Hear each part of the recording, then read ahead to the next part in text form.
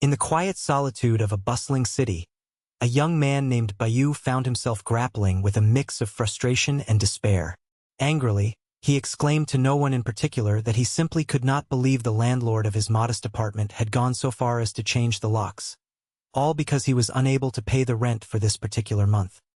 His words echoed with a sense of helplessness, as he lamented that the landlord was unaware of the consequences his petty act would trigger. In truth, by doing so, he would inadvertently turn Bayu into a homeless wanderer, forcing him to face the cold, unforgiving streets with nowhere to call home. Bayu, the central figure in this unfolding drama, was acutely aware that the payment for the novel he had just published, an ambitious project that he hoped would bring him overdue recognition, was unlikely to arrive quickly. This uncertainty weighed heavily on him as he surveyed his current situation. His remaining funds were dwindling rapidly, and he faced the stark reality that his financial reserves could not sustain him for much longer. The question pierced his mind with relentless clarity. How could he possibly survive when every penny was crucial, when hope seemed almost out of reach? With a glance upward, Bayu saw a brightly colored sign displaying a lottery ticket advertisement. The display was a stark reminder of how life often felt like a game of chance, a desperate gamble on the whims of luck. Despite the bleak outlook, he decided that perhaps his prospects could be altered if he dared to try his luck. As if summoned by a whisper of hope, he moved toward a nearby lottery outlet, contemplating whether to seek a quick spark of fortune. The seller, leaning back with a cigarette in hand, asked casually which ticket he wished to purchase. Bayu responded with a sense of indifference, explaining he was simply there to try his luck, hoping that a single fortunate play could change his fortunes. Yet something peculiar caught his eye. He looked carefully at the tickets on display and even rubbed his eyes to be certain of what he saw. It appeared that some tickets bore the marks of an extraordinary success probability, almost as if they were designed to guarantee victory. Perplexed and confused, Bayu wondered if he was imagining things after working so hard, or if his exhaustion was playing tricks on his mind. Nevertheless, he reached out and selected a ticket. To his astonishment, the scratch-off revealed a full 100% chance of winning, a certainty that defied all logic. He hesitated to touch the ticket, his finger trembling slightly in disbelief. Was this some animation of his fatigue? Or was he actually witnessing a glimpse into an inexplicable reality? Driven by a mixture of curiosity and desperation, Bayu scraped further. The ticket instantly revealed a prize of 10 units of currency, making his eyes sparkle with renewed hope. He quickly asked for 2 more tickets, eager for a little more luck. As he scratched them off, the second rewarded him with 5 units, while the third yielded a staggering 50. He wondered if the number on each ticket truly represented the probability of success, that perhaps these tickets were not random at all, but somehow calibrated to reveal or influence his chances. The shopkeeper, noticing the unusual pattern, grew suspicious. To test his theory, he laid out a series of tickets, some promising 100% success, others with 0. Bayu scratched the first with a 0 success rate and was disappointed to see no win. Yet, he insisted that he was genuinely seeing probabilities materialize before his eyes. The shop owner cautioned him to be careful and exercise restraint, warning that gambling too much could lead to further loss. Ignoring the warning, Bayu asked to buy 20 tickets, each valued at 10 units of currency. The owner, hesitating, asked if he was sure, recalling that the young man was spending his last yuan, an analogy for his final resources. Despite the caution, Bayu transferred the equivalent of 20,000 yuan into the merchant's account, each note symbolizing his hopes. Deep down, questions began to swirl in his mind. What did these numbers truly represent? Were they markings of success or failure, or mere illusions designed to lure him deeper into a trap? His curiosity intensified. He contemplated the potential gains of each ticket, the possibilities of earning from 100 yuan, 500, or even more. What were his chances of actually walking away with the kind of money that could transform his bleak life? The merchant tried to dissuade him from continuing, warning that pursuit of these chances might be futile. But Bayu's resolve remained firm. He was determined to push forward, believing that with enough attempts, luck would finally turn in his favor. When the merchant handed over the tickets, Bayu was stunned to find that the probabilities assigned to each had become jumbled and seemingly random. His keen eye detected that these probabilities were not arbitrarily assigned but appeared to be arranged based on his own inquiries, almost as if he had some influence over their configuration. It became clear to him that by reformulating his questions and approach, he could potentially increase his winnings exponentially. Excited yet cautious, Bayu declared that today was his fortunate day. The merchant, watching with a mixture of skepticism and curiosity, thought that perhaps Bayu's luck would soon run out. Still, Bayu persisted, scratching ticket after ticket, but this time he had no luck. No matter how many he played, he failed to win anything. The merchant, relieved at first, then shook his head and advised him to stop, sensing the young man's obsession was leading nowhere. However, Bayu had fixated on a particular ticket marked with a 30,000% success rate. He recognized that many of the other tickets displayed 0% chances, yet he was secretly purchasing them to mask his true plan. In his mind, he was devising a strategy, one that could enable him to amass much larger sums than merely the initial prizes offered. The merchant, sensing this, offered him 100 yuan to leave, but Bayu refused, insisting he wanted to continue. He believed that the game was about to change, that luck was on his side, and that victory was imminent. Echoing the historic words of gamblers of old, the merchant claimed that no one had ever won more than 1,000 yuan in this shop, hinting at the rarity of such luck. Suddenly, much to the merchant's surprise, Bayu struck a significant win. His ticket revealed a reward of 500 yuan, an amount he had managed to acquire solely through his own selections. The merchant's eyes widened when he realized that every winning ticket Bayu had obtained was of his own choosing. Convinced that the young man's rare talent had been behind these successes, he urged him to continue, but Bayu looked at the tickets with a critical eye. Many displayed a 0% chance of success, a deliberate deception, yet he was confident his intuition and understanding of probabilities could outsmart the system. Consequently, he rejected the merchant's offer to buy out his remaining tickets, reasoning that he needed to remain vigilant and cautious with his limited resources. Feeling a mixture of triumph and curiosity, Bayu left the shop content, pondering whether his newfound skill extended beyond mere lotteries. Perhaps, he thought, he could apply it to something even more meaningful, like attempting to open locked doors, using his ability to see and evaluate the probabilities of success. As he experimented with a mundane door, he realized that he could perceive the chances of it opening, and that these chances decreased gradually over time. Suddenly, amidst his experiments, a dog burst into the scene and lunged at the door, forcing it open unexpectedly. Bayu, quick to react, moved aside just in time, confirming that his power was indeed real. The shopkeeper, witnessing this, was left stunned.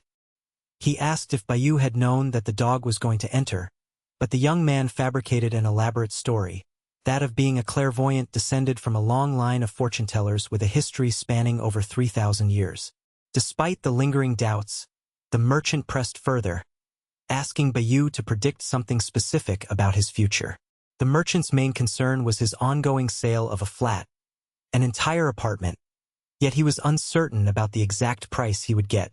Using his newfound ability, Bayu declared that the man could expect to sell the apartment for approximately 4,300,000 yuan, a figure that left the merchant both impressed and somewhat skeptical. Still, Bayu explained that the buyer would agree to the price without any hesitation, and that if the seller aimed for a tempting 5 million yuan and 20% higher, there was still an 80% chance of success. The merchant hesitated, suspicion creeping in, but Bayu's confidence persuaded him to follow through. He suggested that if he harbored doubts, he might as well call the prospective buyer, a move to verify real intentions. Later, the merchant confirmed that the buyer had indeed agreed to the proposed price, acknowledging that Bayu's intuition was remarkably accurate. To show his appreciation, the merchant prepared to pay Bayu a sum of approximately 300,000 yuan, a gesture of gratitude for his singular talent. When the transaction was complete, the young man experienced a complex mixture of feelings, elation at his success and a twinge of remorse, or perhaps humility, regarding the extraordinary gift he possessed. The merchant, meanwhile, expressed that such an outcome rarely, if ever, occurred, and advised Bayu to leave peacefully, knowing he had been instrumental in facilitating the deal. As he exited the shop, Bayu couldn't help but reflect on his talents, recognizing the potential to forge a better future. He began to consider the broader implications of his ability. If he could see probabilities in a simple lottery, perhaps he could extend it to more significant endeavors, such as opening doors, making important decisions, and predicting outcomes. To test this, he tried to evaluate a door's likelihood of opening naturally, and to his amazement, he could see the chance diminishing proportionally to certain factors, confirming that his skill was genuine. In the midst of his experiments, an unexpected event occurred. A dog suddenly entered his view, and in an instant, it broke through a locked door on its own. Bayu instinctively moved aside at just the right moment, solidifying his belief that his powers were real and reliable. This belief was reinforced when the merchant, observing the scene, asked hesitantly if Bayu had known in advance that the dog was going to intrude. The young man, eager to defend his newfound gift, claimed to be a member of an ancient lineage of fortune-tellers, one whose history stretched back 3 millennia. The merchant, still skeptical, pressed further, asking Bayu to read a specific detail about his future financial circumstances. The merchant was preparing to sell a high-value apartment, but was uncertain about the exact sum he could expect. Utilizing his special talent, Bayu accurately predicted that the seller could obtain around 4,300,000 yuan, a figure that stirred the merchant's confidence. He expressed that the buyer would accept this amount readily, and even suggested that a slightly higher figure, around 5 million yuan, still held an 80% chance of being achieved. The merchant was puzzled but willing to trust the prediction. He called the prospective buyer, who confirmed the agreement, surpassing his own initial expectations. Appreciating Bayu's extraordinary talent, the merchant prepared to give him a sizable reward, about 300,000 yuan. The young man accepted, feeling a mixture of gratitude and tempered humility. He knew his gift had the potential to unlock many doors, both literal and metaphorical, leading him toward a brighter future. Stepping away from the shop, Bayu pondered once more the full extent of his abilities. If he could accurately foresee outcomes in lotteries and business deals, perhaps he could venture further. Maybe he could predict whether doors would open or stay sealed, or even divine what was hidden behind barriers that others could not see. His intuition had already proven its worth, and with each new experiment, he grew more confident that his powers were genuine and could be harnessed for much more profound purposes. In a quiet moment, as he gazed at the ordinary surroundings around him, Bayu considered a simple yet intriguing test. He visualized a door, focusing intently on its potential to open.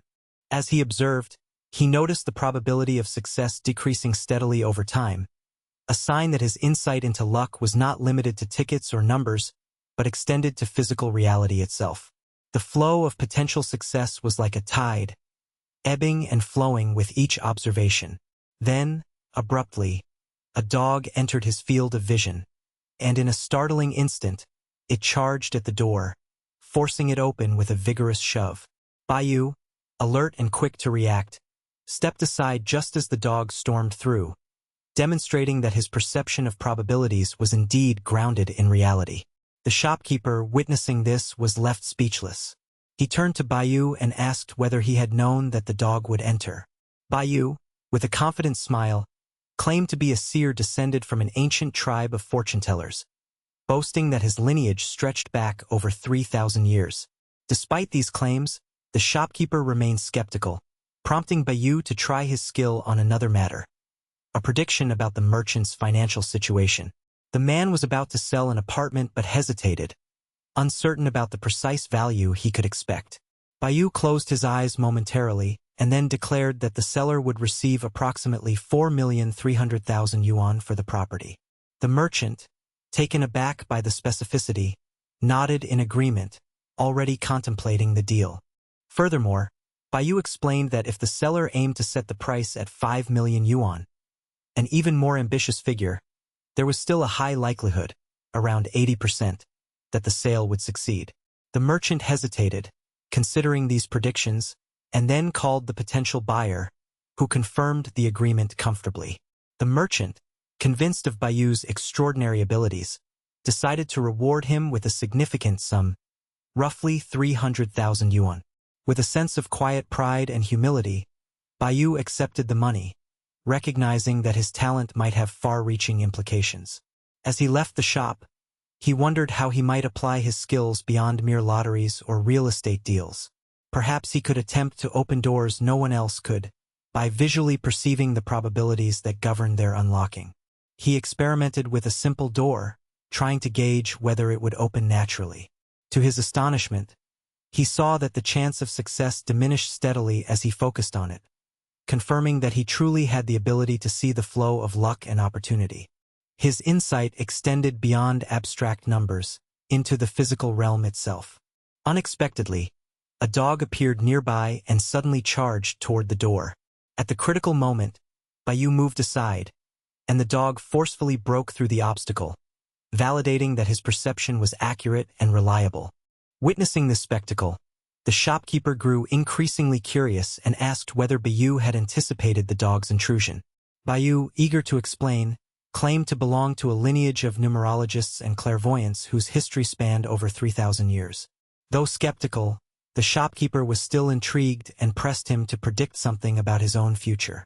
The merchant's main concern was the sale of a high-value apartment, especially uncertain about the final price he might secure.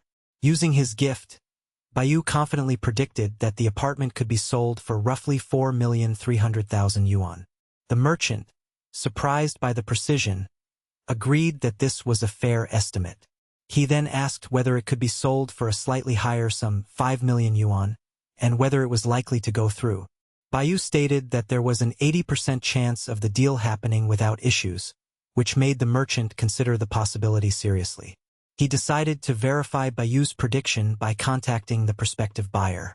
To his amazement, the buyer indeed agreed to the initial price, confirming Baiyu's accuracy.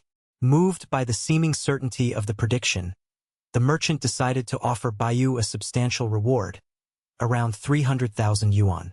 As Baiyu departed the shop, he contemplated the scope of his abilities and the remarkable possibilities that lay ahead.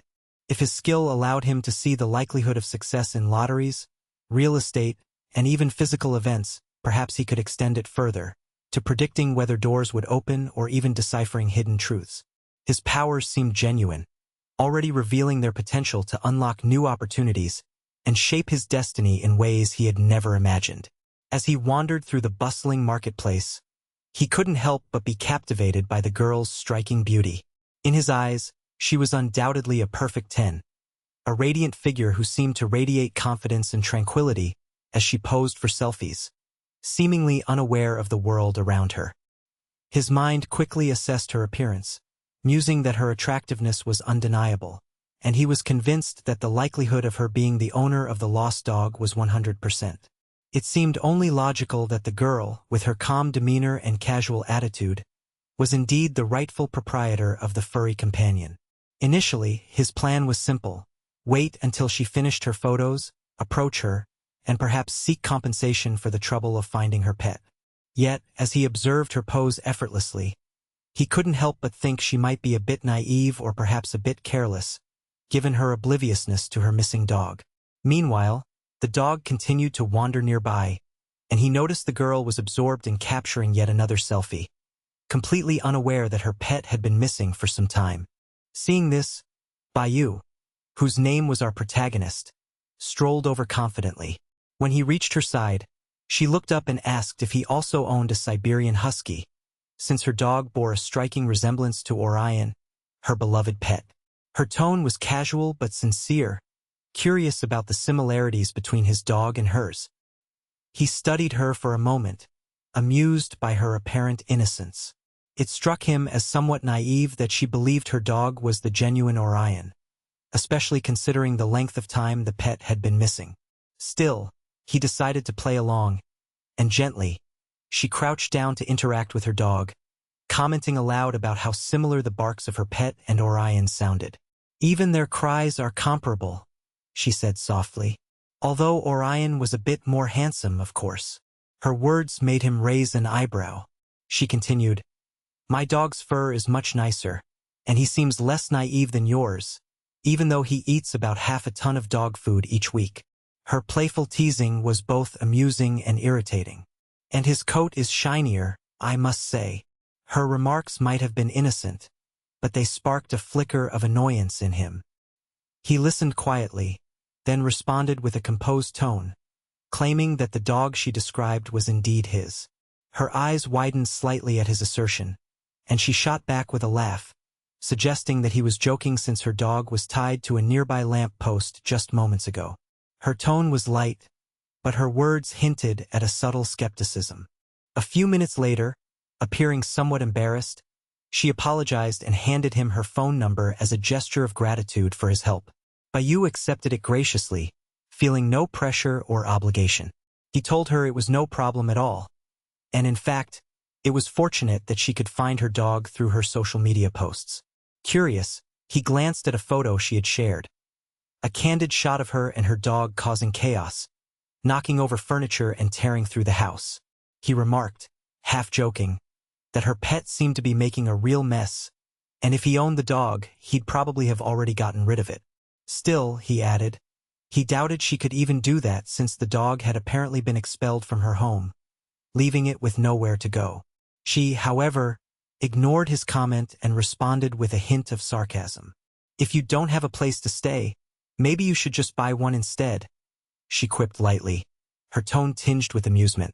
Her words made him pause for a moment, contemplating whether she was serious or merely joking. With his newfound ability to assess probabilities, he began to wonder why he was even contemplating paying rent when owning a house could be a smarter move once he came into wealth. The idea of acquiring property suddenly seemed more appealing than endlessly paying monthly expenses. But then he questioned himself. How could he become rich quickly enough to purchase a house without having the required capital?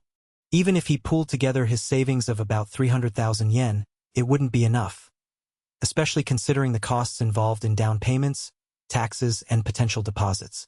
He recognized that finding a fast way to make money would be essential. The lottery, with its unpredictable odds, seemed unreliable, and investing in stocks would take too long.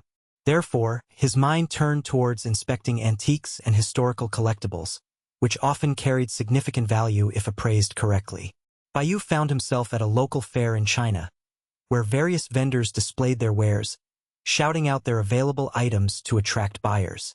Suddenly, a merchant with 2 missing teeth leaned toward him and suggested he take a look at some porcelain pieces in his collection. Other merchants quickly formed a circle around him, each eager to showcase their own antiques. The rotund vendor on his right sneered and muttered, "Looks like this novice is totally lost. He's got no idea what he's doing." The merchant was clearly trying to undermine his confidence, assuming Bayu was inexperienced, perhaps to deceive him more easily. But Bayu remained composed. He saw through their assumptions and wondered what these vendors thought. Perhaps they believed he was a naive beginner, ripe for a scam. Yet, he also acknowledged that they might underestimate him deliberately, thinking he would be easy to trick. Suddenly, one of them proclaimed that he possessed ancient relics handed down through generations. He introduced himself as Lu, claiming that his ancestors included a notable poet named Lisuan. The mention of such a renowned figure took Bayu by surprise, prompting him to listen more attentively, though internally he wondered whether the artifacts were genuine or not. He considered the possibility that these pieces could be authentic antiques, perhaps worth a fortune if properly valued. But he was cautious, knowing that counterfeit items often flooded such markets. Slowly, he questioned the merchant about the supposed age and provenance of the artifacts, trying to gauge their authenticity. He decided to approach the situation logically. He assessed the likelihood that these items were real, concluding it could be as high as 100%, but remained skeptical. His experience told him to probe further. He asked each merchant about the estimated value of their items, pondering which might be worth over 1,000,000 yen. Predictably, none of the artifacts seemed to reach such heights, and he estimated the chances of any single piece being truly priceless were near zero, no more than 1%. One particular relic, a centuries-old artifact the merchant claimed was the most valuable piece in his collection, was offered to him for about 20,000 yen. His initial reaction was to dismiss it, thinking the merchant was trying to cheat him with an overpriced, worthless trinket. To test his theories, he contemplated walking away, sensing that this place might hold more risks than rewards. A common problem in markets filled with dishonest vendors eager to part with their dubious wares. As he prepared to leave, the merchant, seeing him hesitate, grew desperate. The thought crossed Bayu's mind that this location was rife with crooks and that his best bet was to avoid further trouble. He looked toward the stall of the larger merchant, who was known for selling older and more expensive pieces, and queried the system about the probability of acquiring a genuine antique valued at least at 10,000 yen from that shop. The system indicated that the chance was about 1 in 10. Over time, as Bayu analyzed the options, this probability subtly increased, gradually approaching a 30% chance of success. This boost gave him confidence that with patience or better bargaining, he might negotiate a fair deal. The large merchant, noticing his interest, decided to act with caution, claiming that buying antiques required a discerning eye. He insisted that he operated honestly, contrasting himself with the unscrupulous traders nearby. He then showcased an item to persuade Bayu, an ancient vase of renowned craftsmanship, supposedly crafted by a famous artisan. The merchant emphasized its fine detail, claiming it produced a clear, melodious sound when tapped, an indication of high-quality craftsmanship. The item was listed at 50,000 yen, with the promise that if he purchased and sold it elsewhere, he could make a significant profit. Bayu, however, remained skeptical of the whole situation. He thought intuitively that the merchant was trying to overcharge him for a piece that might not be worth even a fraction of that price. Yet, rather than immediately dismissing the relic, he decided to analyze the potential value based on his sense of historical authenticity and craftsmanship. The real question was whether this artifact was a genuine antique or just a well-made replica. He took the vase in his hands again, examining its craftsmanship carefully. As he did, his mind raced with calculations and probabilities, trying to determine whether the item could yield a profitable return. If it was authentic, then buying it for 50,000 yen could be a lucrative move, especially if he managed to sell it at a later date for several times that amount.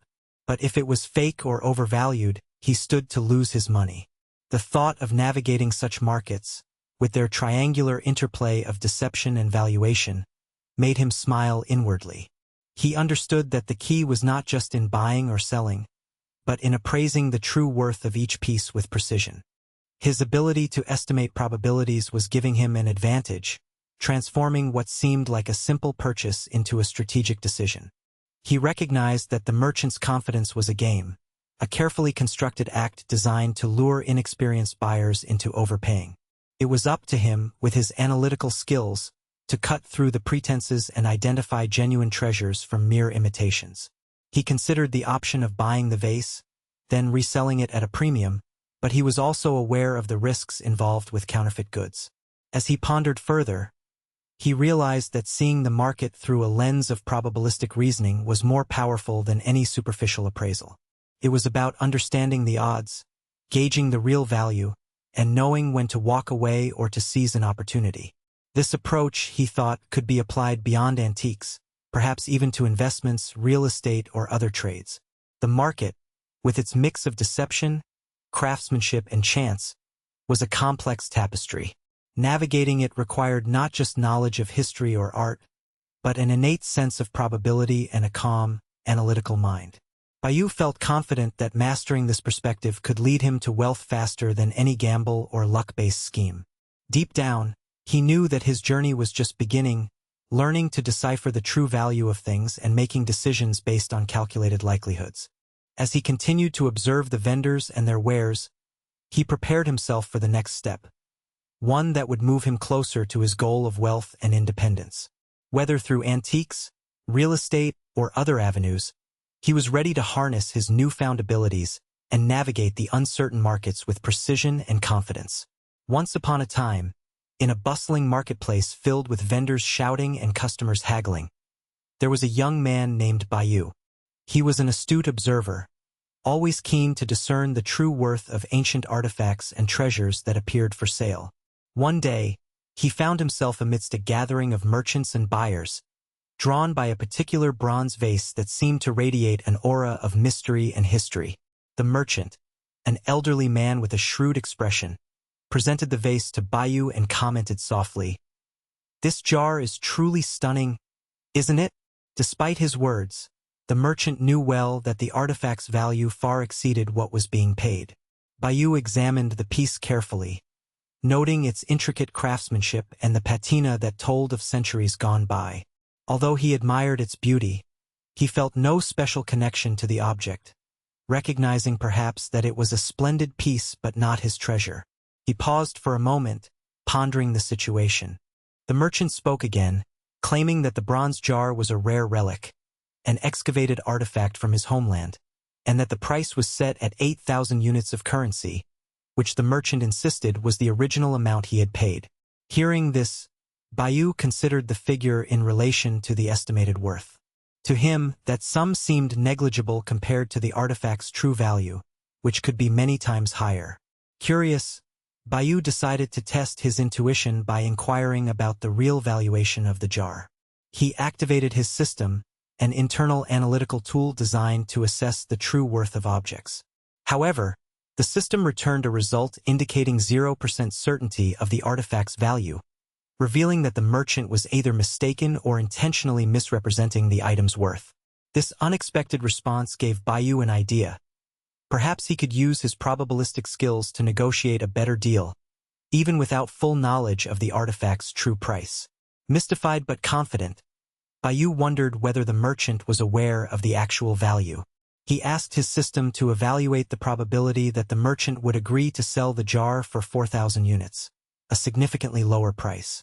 Miraculously, the probability shot up to 100%, suggesting that the merchant was very likely to accept such an offer. This insight sparked a plan within Bayu's mind. He realized that he might be able to buy the jar at a much lower cost than initially expected. He approached the merchant once more, wondering aloud if the price could be reduced. "Could you possibly lower the cost a bit?" Bayu asked casually.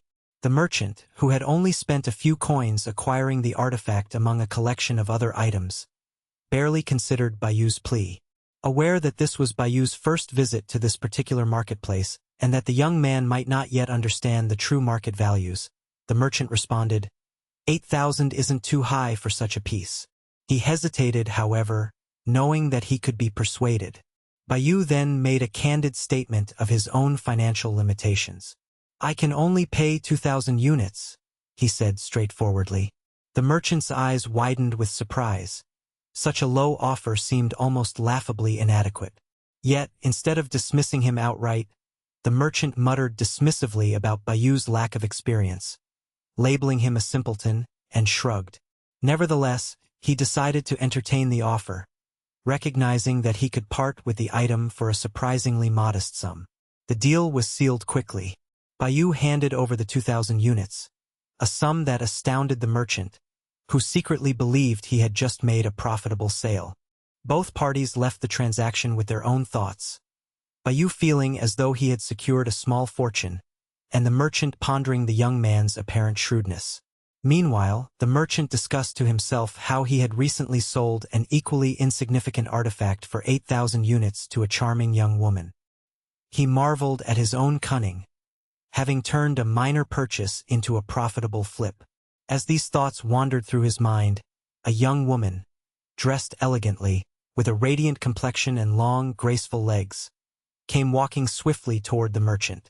Before she arrived, he was already preemptively dismissing her concerns, claiming that her attempt to sell an item at that price was her own business, and that his shop was too small to cover returns or offer refunds. The woman, however, was direct and unapologetic. She inquired bluntly about whether the merchant had sold the vase he had just purchased.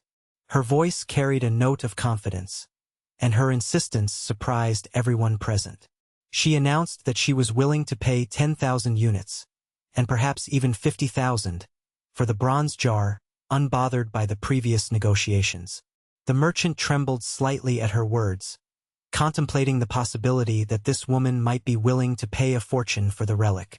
As Bayu watched from afar, he noted her striking appearance, beautiful skin, a captivating face, and an air of undeniable elegance. Her offer of 50,000 units was substantial, hinting that she was a wealthy collector or perhaps a connoisseur. He thought to himself that this might be the divine moment for him, the opportunity to transform his modest purchase into a significant gain.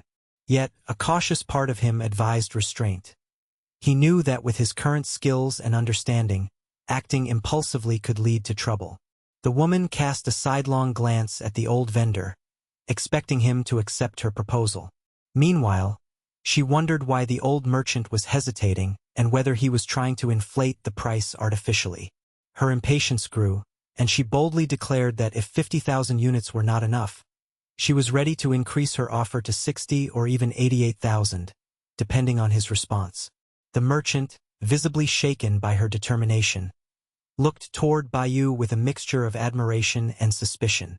The crowd surrounding them buzzed with whispers, commenting that this young woman was clearly eager and perhaps overreaching. Someone nearby remarked that this was a foolish gamble, paying such a high sum for an artifact that might not be worth it. Unperturbed, she pressed further, pressing the merchant to accept her offer.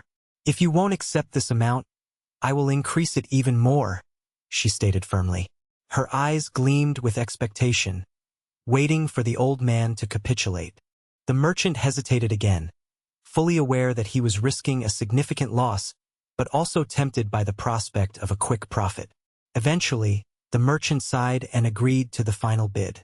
"Let us settle at 100,000 units, he proposed, trying to conceal his excitement. The woman nodded, pleased with herself for securing such a deal. The crowd reacted with astonishment at her boldness, and some murmured that she might be a wealthy heiress or influential collector. Meanwhile, the merchant's friend, who had been observing the scene silently, chuckled quietly. He remarked that the merchant had previously sold the same jar for only 2,000 units, and now, thanks to the young woman's intervention, they were negotiating for over 100,000. The contrast was stark and surprising, prompting many to wonder about the true worth of the artifact. In the midst of these negotiations, the young woman suddenly grew impatient. She demanded the merchant finalize the deal immediately, emphasizing her willingness to pay a premium. The merchant, feeling the pressure and recognizing the advantageous position, finally agreed to close the deal at the high price. Yet, just as the transaction was about to conclude, someone in the crowd shouted that the artifact was actually worth even more, a figure surpassing 200,000 units. The tension reached a tipping point when the crowd, caught up in the excitement, started to speculate wildly about the artifact's true value.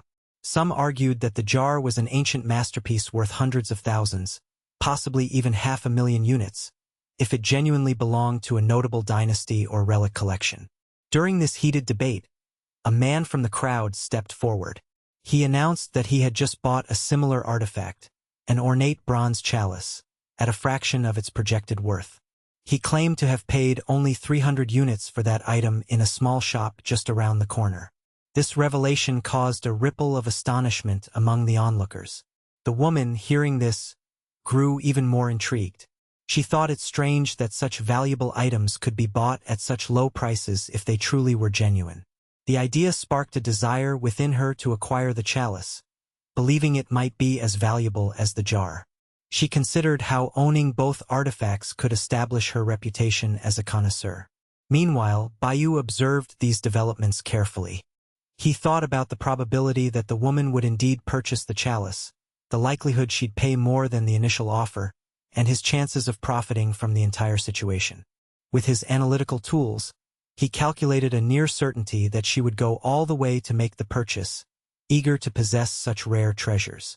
He noted that her interest was genuine, driven by her perception of value and her desire to stand out among other collectors. Bayou believed that if he played his cards right, he could still turn the situation to his advantage. His mind was already devising strategies to maximize his gains. As the scene unfolded, the crowd's excitement grew. The young woman's determination and confidence challenged even seasoned merchants. Her willingness to pay immense sums for artifacts of questionable authenticity suggested she was either extremely wealthy or highly persuasive. The proceeds from these sales, whether they were genuine or not, reflected the sometimes blurred lines between value, perception, and greed within the marketplace. Amidst the chaos, Bayu kept his demeanor calm and observant. He kept in mind that the true worth of an object was often hidden beneath the surface, concealed by illusions of rarity and prestige. His goal was to discern these truths using his skills and judgment.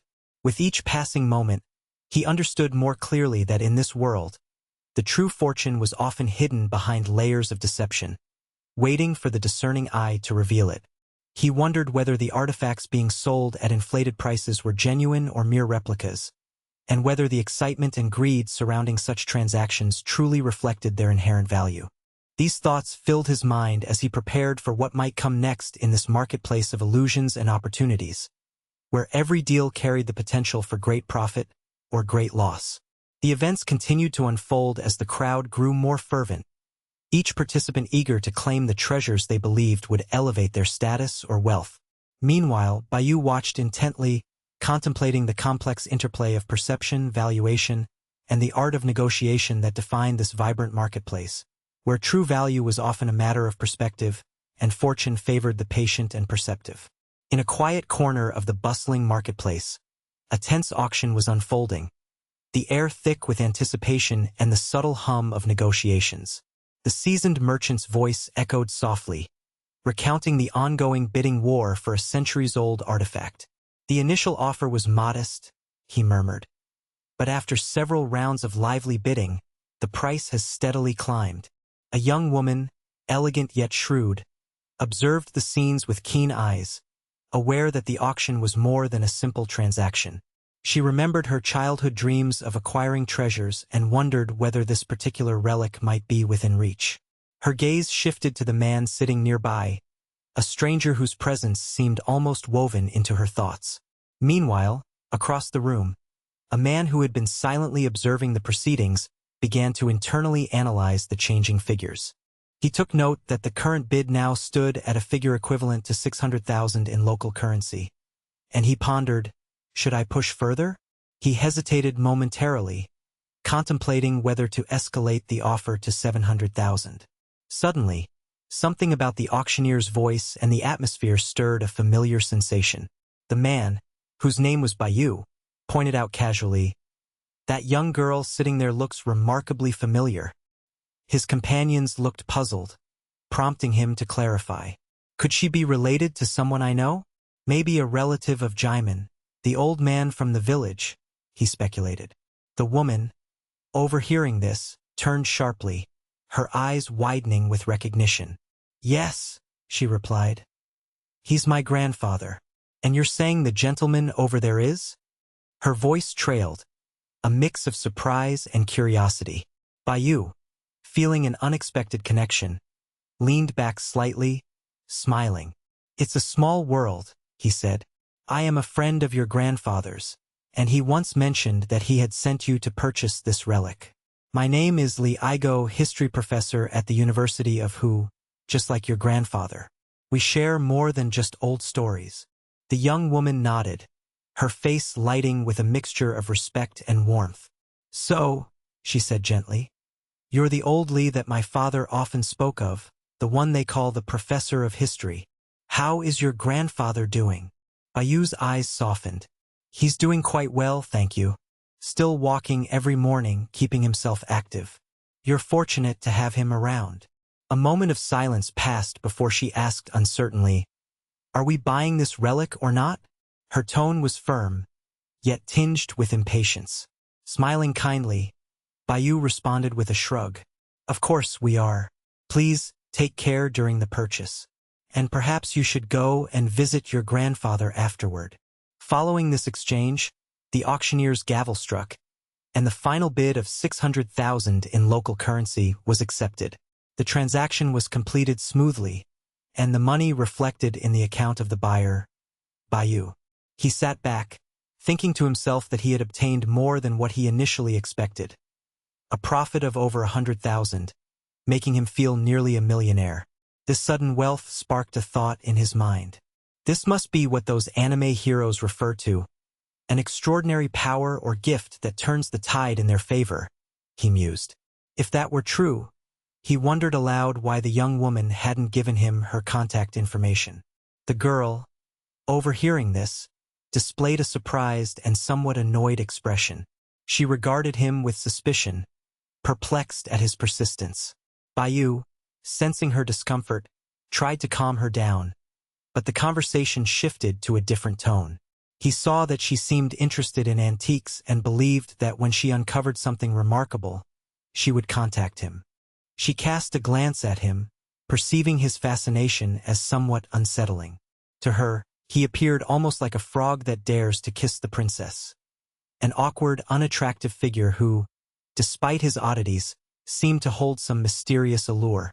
Feeling a mixture of revulsion and curiosity, the girl asked if he was going to respond further.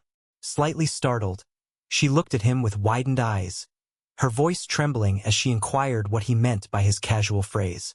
In her mind, she called him a piece of junk, believing he was being overly informal. Turning sharply, she questioned whether he thought he was older than she, implying that his comment had crossed a line. Bayu, ever inquisitive, decided to invoke the system that governed his understanding of probabilities. He asked himself, what were the chances that the girl was actually older than him? The system responded instantly, indicating a 0% probability. Noticing her proud stance, Bayu contemplated her sense of dignity. He believed she might have been worthy of being his partner. Yet, he was unaware of her precise age, which made him curious. He then posed a different question to the system. What was the probability that the Empress, a symbolic figure in their universe, was 20 years old? The answer was 100%. Both he and the girl shared the same age, 20. Bayu born on the 30th of September, a date that wasn't close to October or December. He wondered about her birthday and asked whether they had been born on the same day of the year. The system replied that it was almost certain. Bayu had been born at exactly 3:23 in the afternoon, planting a seed of suspicion in his mind. To her, she must have been born between 7 in the morning and midday. He asked whether she was born after 5 in the evening, but the system's response was no. Yet, intriguingly, it revealed she had been born at 3:30, only a minute apart from him. Such precise timing made Bayu speculate. Was she trying to appear older by just a minute? He began to verbalize that she was turning 20 this year and that her birthday fell late in September. The girl, noticing his confident assertions, turned away, confused by his claims. Undeterred, Bayu continued, suggesting she was likely pondering how he knew this much about her. He called his skill a simple predictive talent. But she, unimpressed, responded curtly that anyone could find such information online. She recommended he stop joking and avoid making absurd claims. The young man then challenged her, saying he wanted to see her reaction if he truly believed what he was saying. He ran the calculations again and asserted confidently that she had been born around 3:30 in the afternoon, specifically at 3:30 and 36 seconds. At this, she was stunned, unsure whether to laugh or be scared.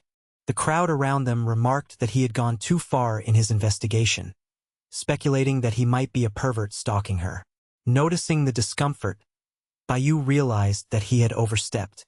She tried to retreat, her heart pounding, but he refused to let go, claiming he was not yet finished. He continued, boldly stating her birth was at exactly 3:24, even more daringly at 3 hours 24 minutes and 36 seconds.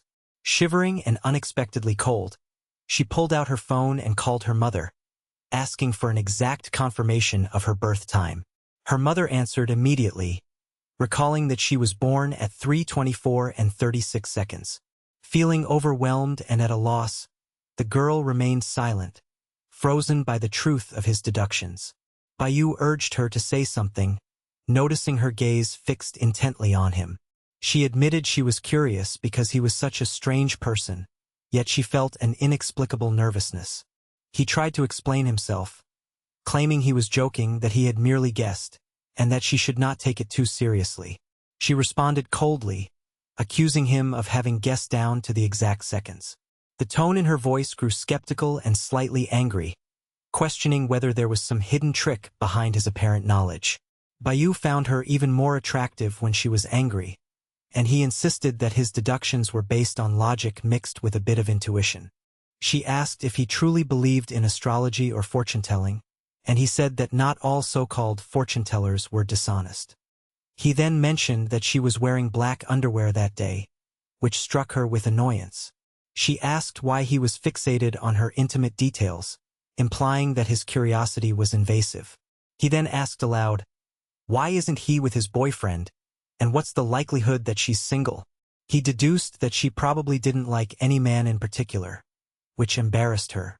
She became visibly flustered, glancing around as if worried about the many eyes observing them. The young man declared openly that he had stated his thoughts clearly, prompting her to grasp his arm to lead him away to a more private space.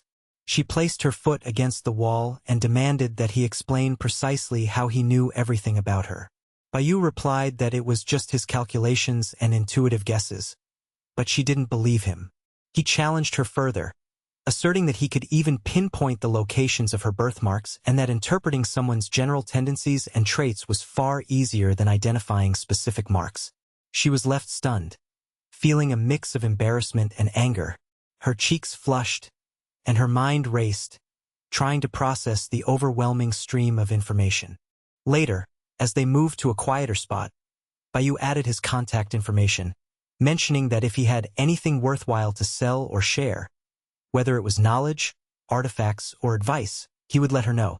He also hinted that if she ever needed counsel or guidance, he was available, though he didn't press further. She, meanwhile, grappled with the perplexing realization that this stranger, seemingly an ordinary man, possessed an uncanny ability to deduce seemingly private details with precision. Yet, beneath her suspicion, there was a flicker of curiosity growing, as she wondered about the limits of his abilities and the true nature behind his extraordinary intuition. The art of divination can be cultivated through intense concentration and mental focus. One can ask a question internally and receive an answer through subtle impressions or intuitive insights. Reflecting on the remarkable accuracy of his predictive abilities, he realizes that his talent is so refined that he can even uncover the hidden secrets of others. He observes a girl nearby and concludes that there is much he can learn from her merely by paying attention to the situation unfolding before him. Suddenly, he notices an older man who appears to know her well. The man is calling out to someone, and he wonders if the girl overheard the conversation. Curious and cautious, he then consults his intuitive system, asking about the probability that her family might eventually discover that she has no genuine romantic interest in men. Initially, he finds the chance of revelation to be 0%, believing that she's still shielded by secrecy. However, as the conversation unfolds and the secret begins to leak, that probability increases. The risk of her family uncovering her feelings rises dramatically, reaching 100%, as the information is inadvertently exposed in a public setting. He deduces that this escalation is likely due to the public nature of the chat and the overheard conversation. Pondering if the older man has already contacted her family, he begins to feel a sense of rising anxiety. Regret slips into his mind. He hadn't intended for things to come to this point. Without delay, he sends a message to the girl, warning her that with as many as 600,000 people potentially privy to her secret, there's a high likelihood that her family will now be aware.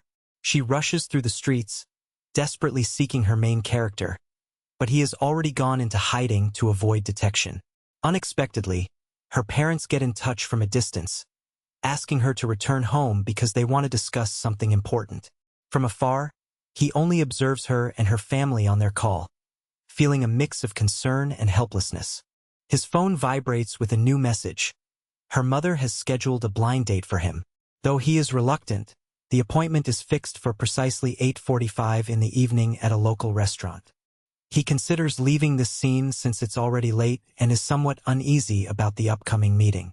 As he contemplates departure, he remarks on the beauty of the women around him, getting a brief distraction from his worries.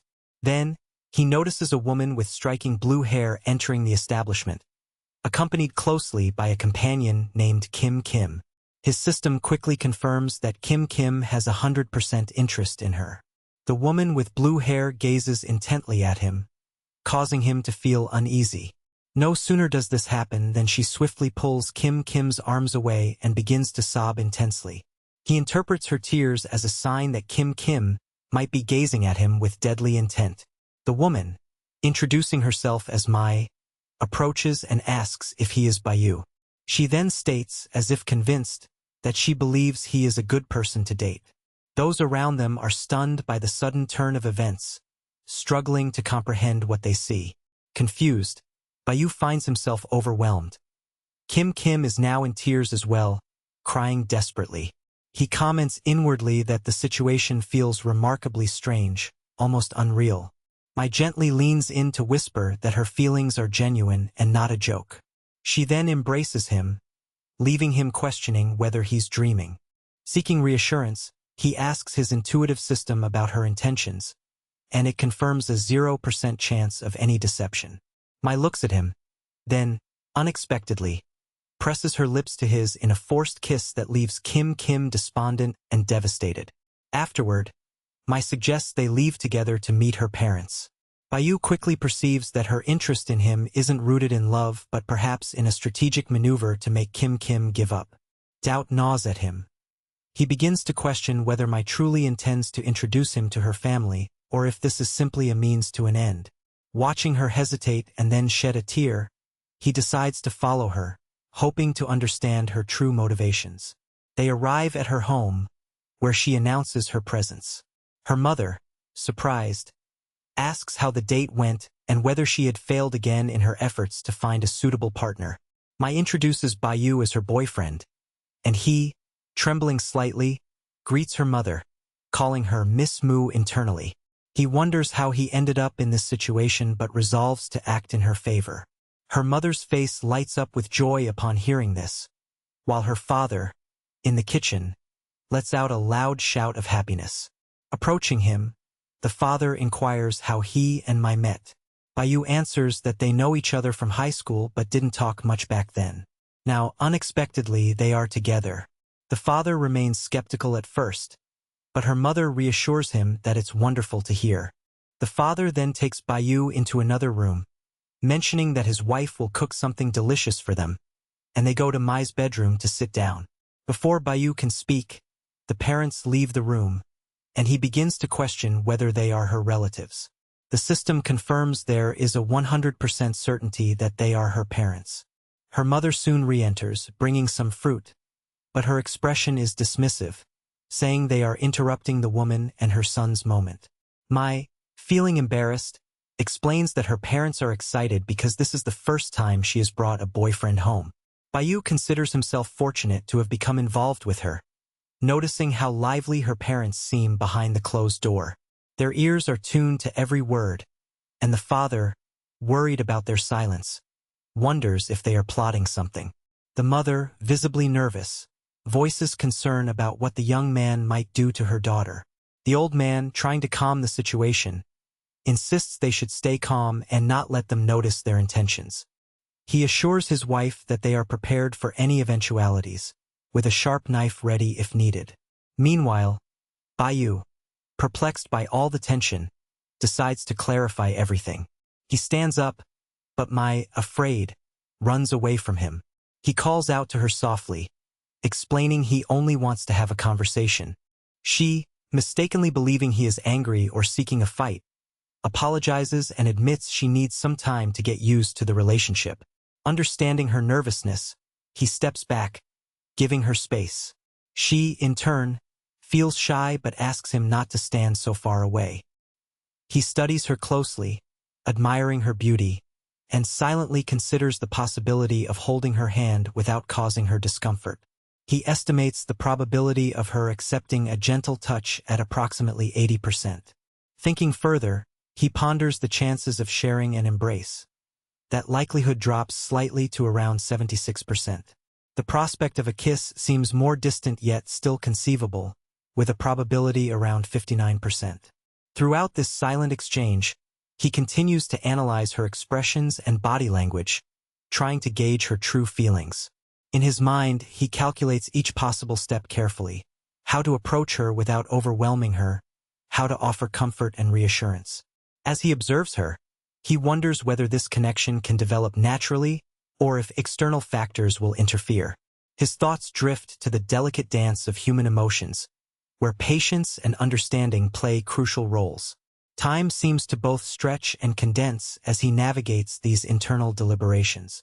Every glance, every subtle movement becomes a piece of a larger puzzle, one that might lead to a moment of genuine intimacy or to further distance. In this quiet space filled with unspoken words and tentative hopes, he continues to consider the precise moment to make his move, aware of the risks, but also of the potential rewards that could come from a single, tender act of affection.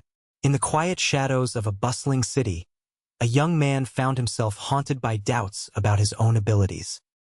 He questioned whether he could truly succeed in the challenge ahead, yet a faint whisper of confidence urged him onward. The scenario he faced was fraught with complexities and risks, but he understood that only through resilience and wit could he hope to navigate these turbulent waters. He was under immense pressure, knowing that one misstep could lead to disastrous consequences. His mind flickered with memories of past mistakes, but he refused to let fear paralyze him. Instead, he steeled himself, preparing to face whatever obstacles might come his way with calm determination. Though the task seemed daunting, he kept reminding himself that persistence and careful planning often turned the tide in even the most unfavorable circumstances. Meanwhile, outside the realm of his immediate thoughts, a series of events unfolded that further complicated his journey. At a certain point, he was caught in a tense confrontation involving a family, steeped in misunderstanding and emotion. A young woman named Mu found herself in a predicament that blurred the lines between truth and deception. She had often relied on her beauty and charm to sway perceptions, but tonight, the stakes were higher than ever. Mu's father, a stern man overwhelmed by worry and frustration, was quick to react to the unfamiliar visitors in his home. When Bayu, the young man caught in the midst, attempted to explain himself, he stumbled and fell to the ground, revealing the uneasy tension simmering beneath the surface. The father's fury erupted as he demanded to know what was transpiring with his daughter, whose own voice trembled as she questioned him about his intentions. In a frantic bid to defuse the situation, Mu's mother hurriedly pulled her husband away from the confrontation, retreating into another room to shield him from the tumult. Bayu, confused and cautious, wondered whether he had seen a weapon, perhaps a knife, in the father's hand, thinking he had narrowly escaped danger. It appeared to him that the father's reaction was rooted in suspicion and a lack of trust rather than genuine hostility. The mother, meanwhile, was quick to defend her husband, asserting that he was merely guarding his family and that there was nothing sinister in his actions. She reprimanded her husband for his aggressive demeanor, urging him to calm down. The young man observed these interactions with a wary eye, recognizing the underlying volatility of the household. The situation was delicate, and any misstep could escalate into greater conflict. Realizing that continuing to pursue the pretense of being Mu's partner was fraught with peril, Bayu decided it was best to extricate himself from the familial chaos.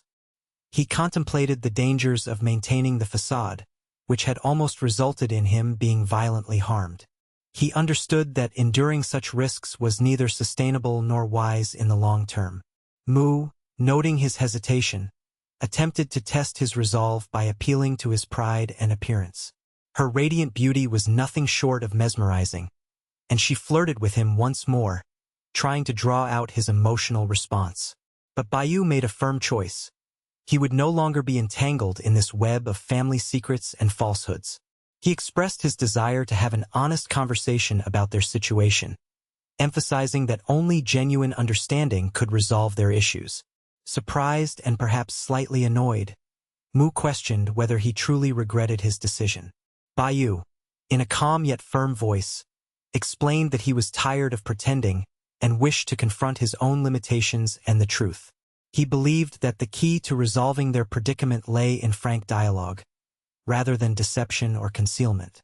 She clasped his arm, pleading for his assistance, only this once, to help her navigate the murky waters of her family's conflicts. Her desperation was evident, and her eyes beseeched him for understanding. Outside the house, her father, in the midst of overhearing the commotion, asked if they were fighting.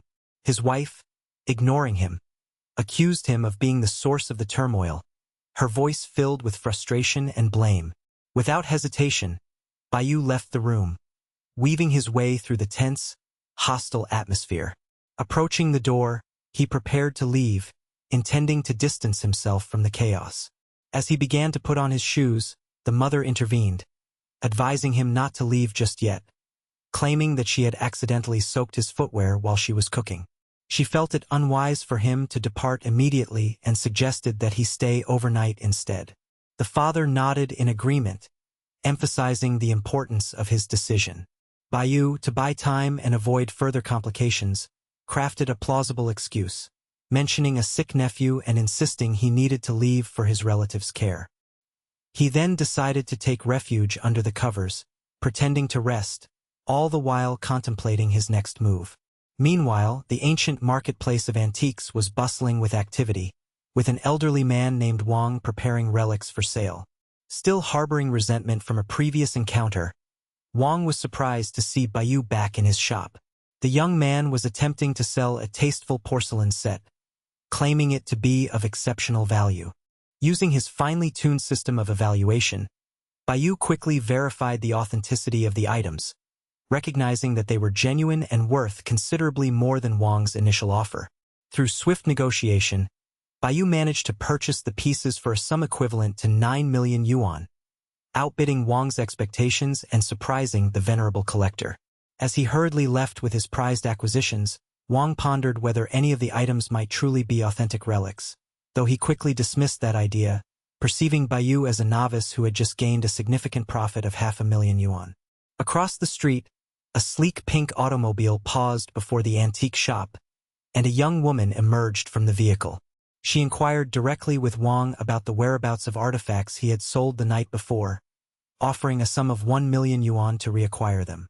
Her words carried urgency and emotional weight, as she explained that a particular piece, belonging to her grandfather, was of vital importance, and she was desperate to retrieve it. Wang, taken aback, listened as the young woman insisted that she was acting on her grandfather's behalf, and that the porcelain set contained an artifact of immense cultural significance. She pleaded with Wang, her voice trembling with genuine emotion, asserting that the item should not have left her family's possession. Wang responded that he had already sold the relic to someone else, and despite her tears and pleas, he remained firm. The colleague of Wang, observing the situation, revealed that the young man who had sold the items had paid a sum of 500,000 yuan, a detail that plunged the young woman into despair. Her grief was palpable as she sank to her knees, tears streaming down her face.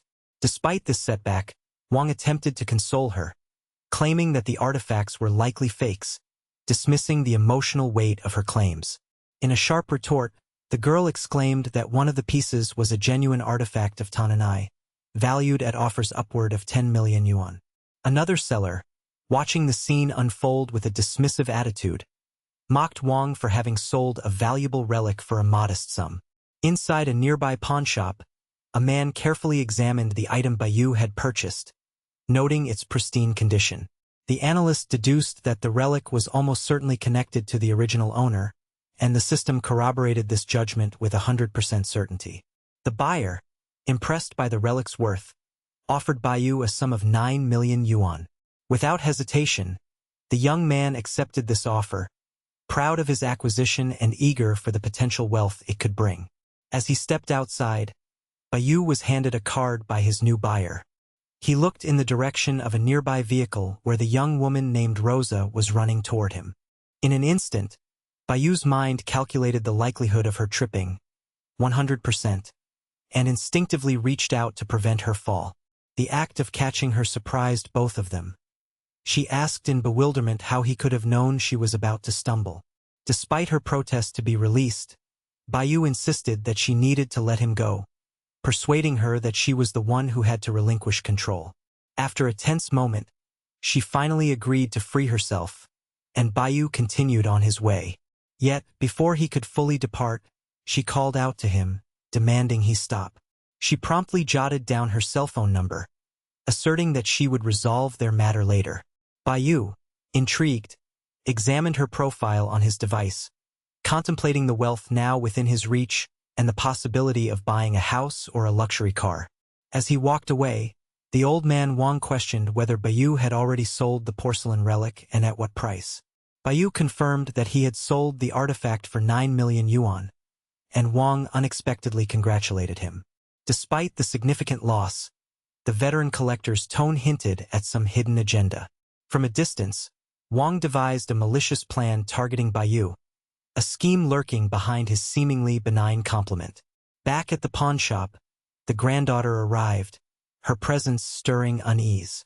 The elder, engrossed in examining a treasured item, noticed her nerves and immediately suspected that she was hiding something. The girl attempted to leave hurriedly, but her grandfather's suspicion deepened. He remembered a previous incident when she had similarly become anxious, an event that involved the sale of one of her porcelains for a mere 10 yuan, only for a high-paying buyer to visit her shop later.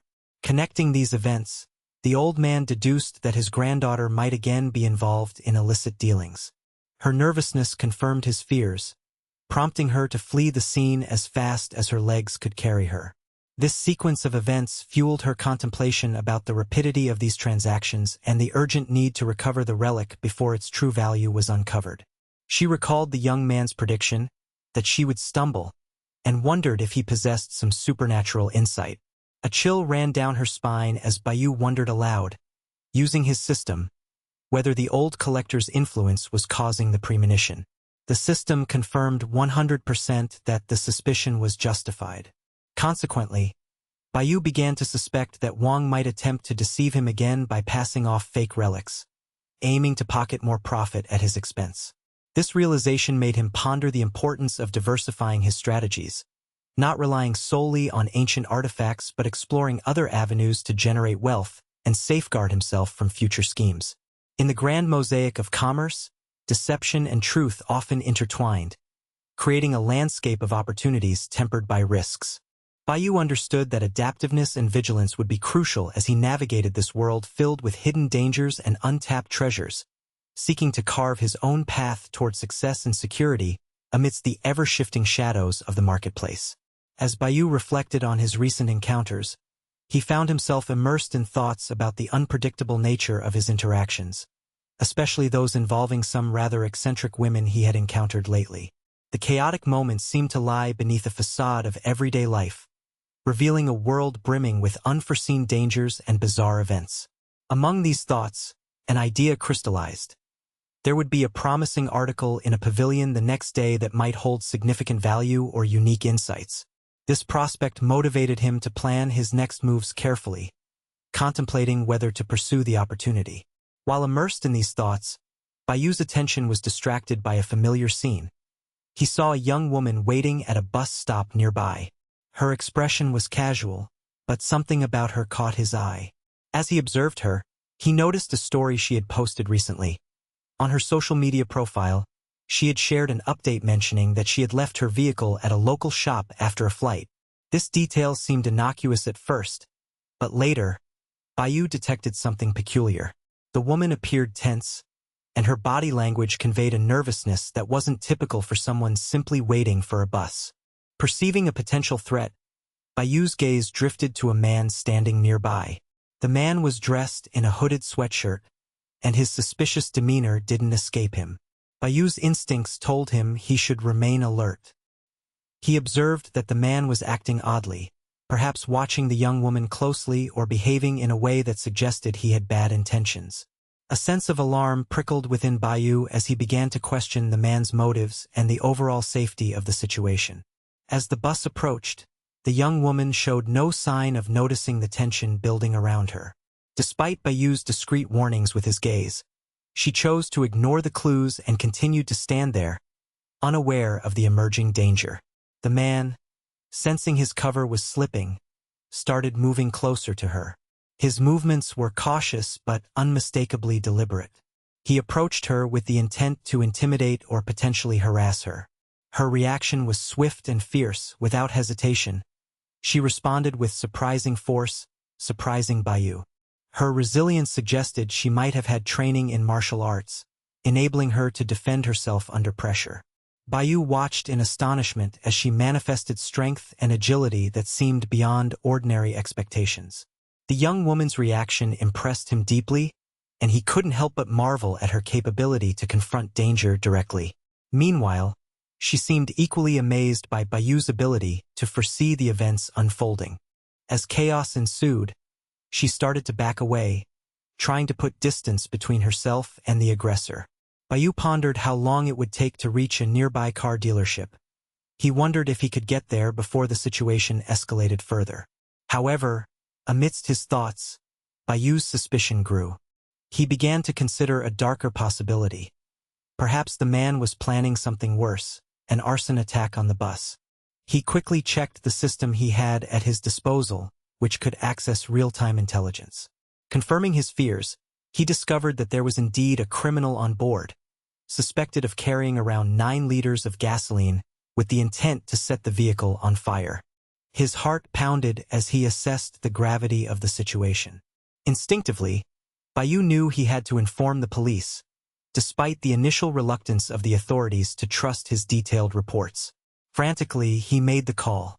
Initially, the police expressed skepticism, dismissing his account as unlikely or exaggerated. But Bayu's determination was unwavering. As he looked around the bus, he detected a police officer among the passengers, though identifying who it was wasn't straightforward. The suspicious man's position at the back of the bus, combined with a large backpack that might contain the gasoline, made him the prime suspect. Meanwhile, the young woman, noticing the nervousness of the man, placed a hand gently on his shoulder and inquired softly why he seemed so tense, why he was fleeing from her. Sensing an opening, the man abruptly intensified his actions. He shouted loudly, calling her a gorilla girl, and attempting to create a distraction. Bayu understood this was a calculated move.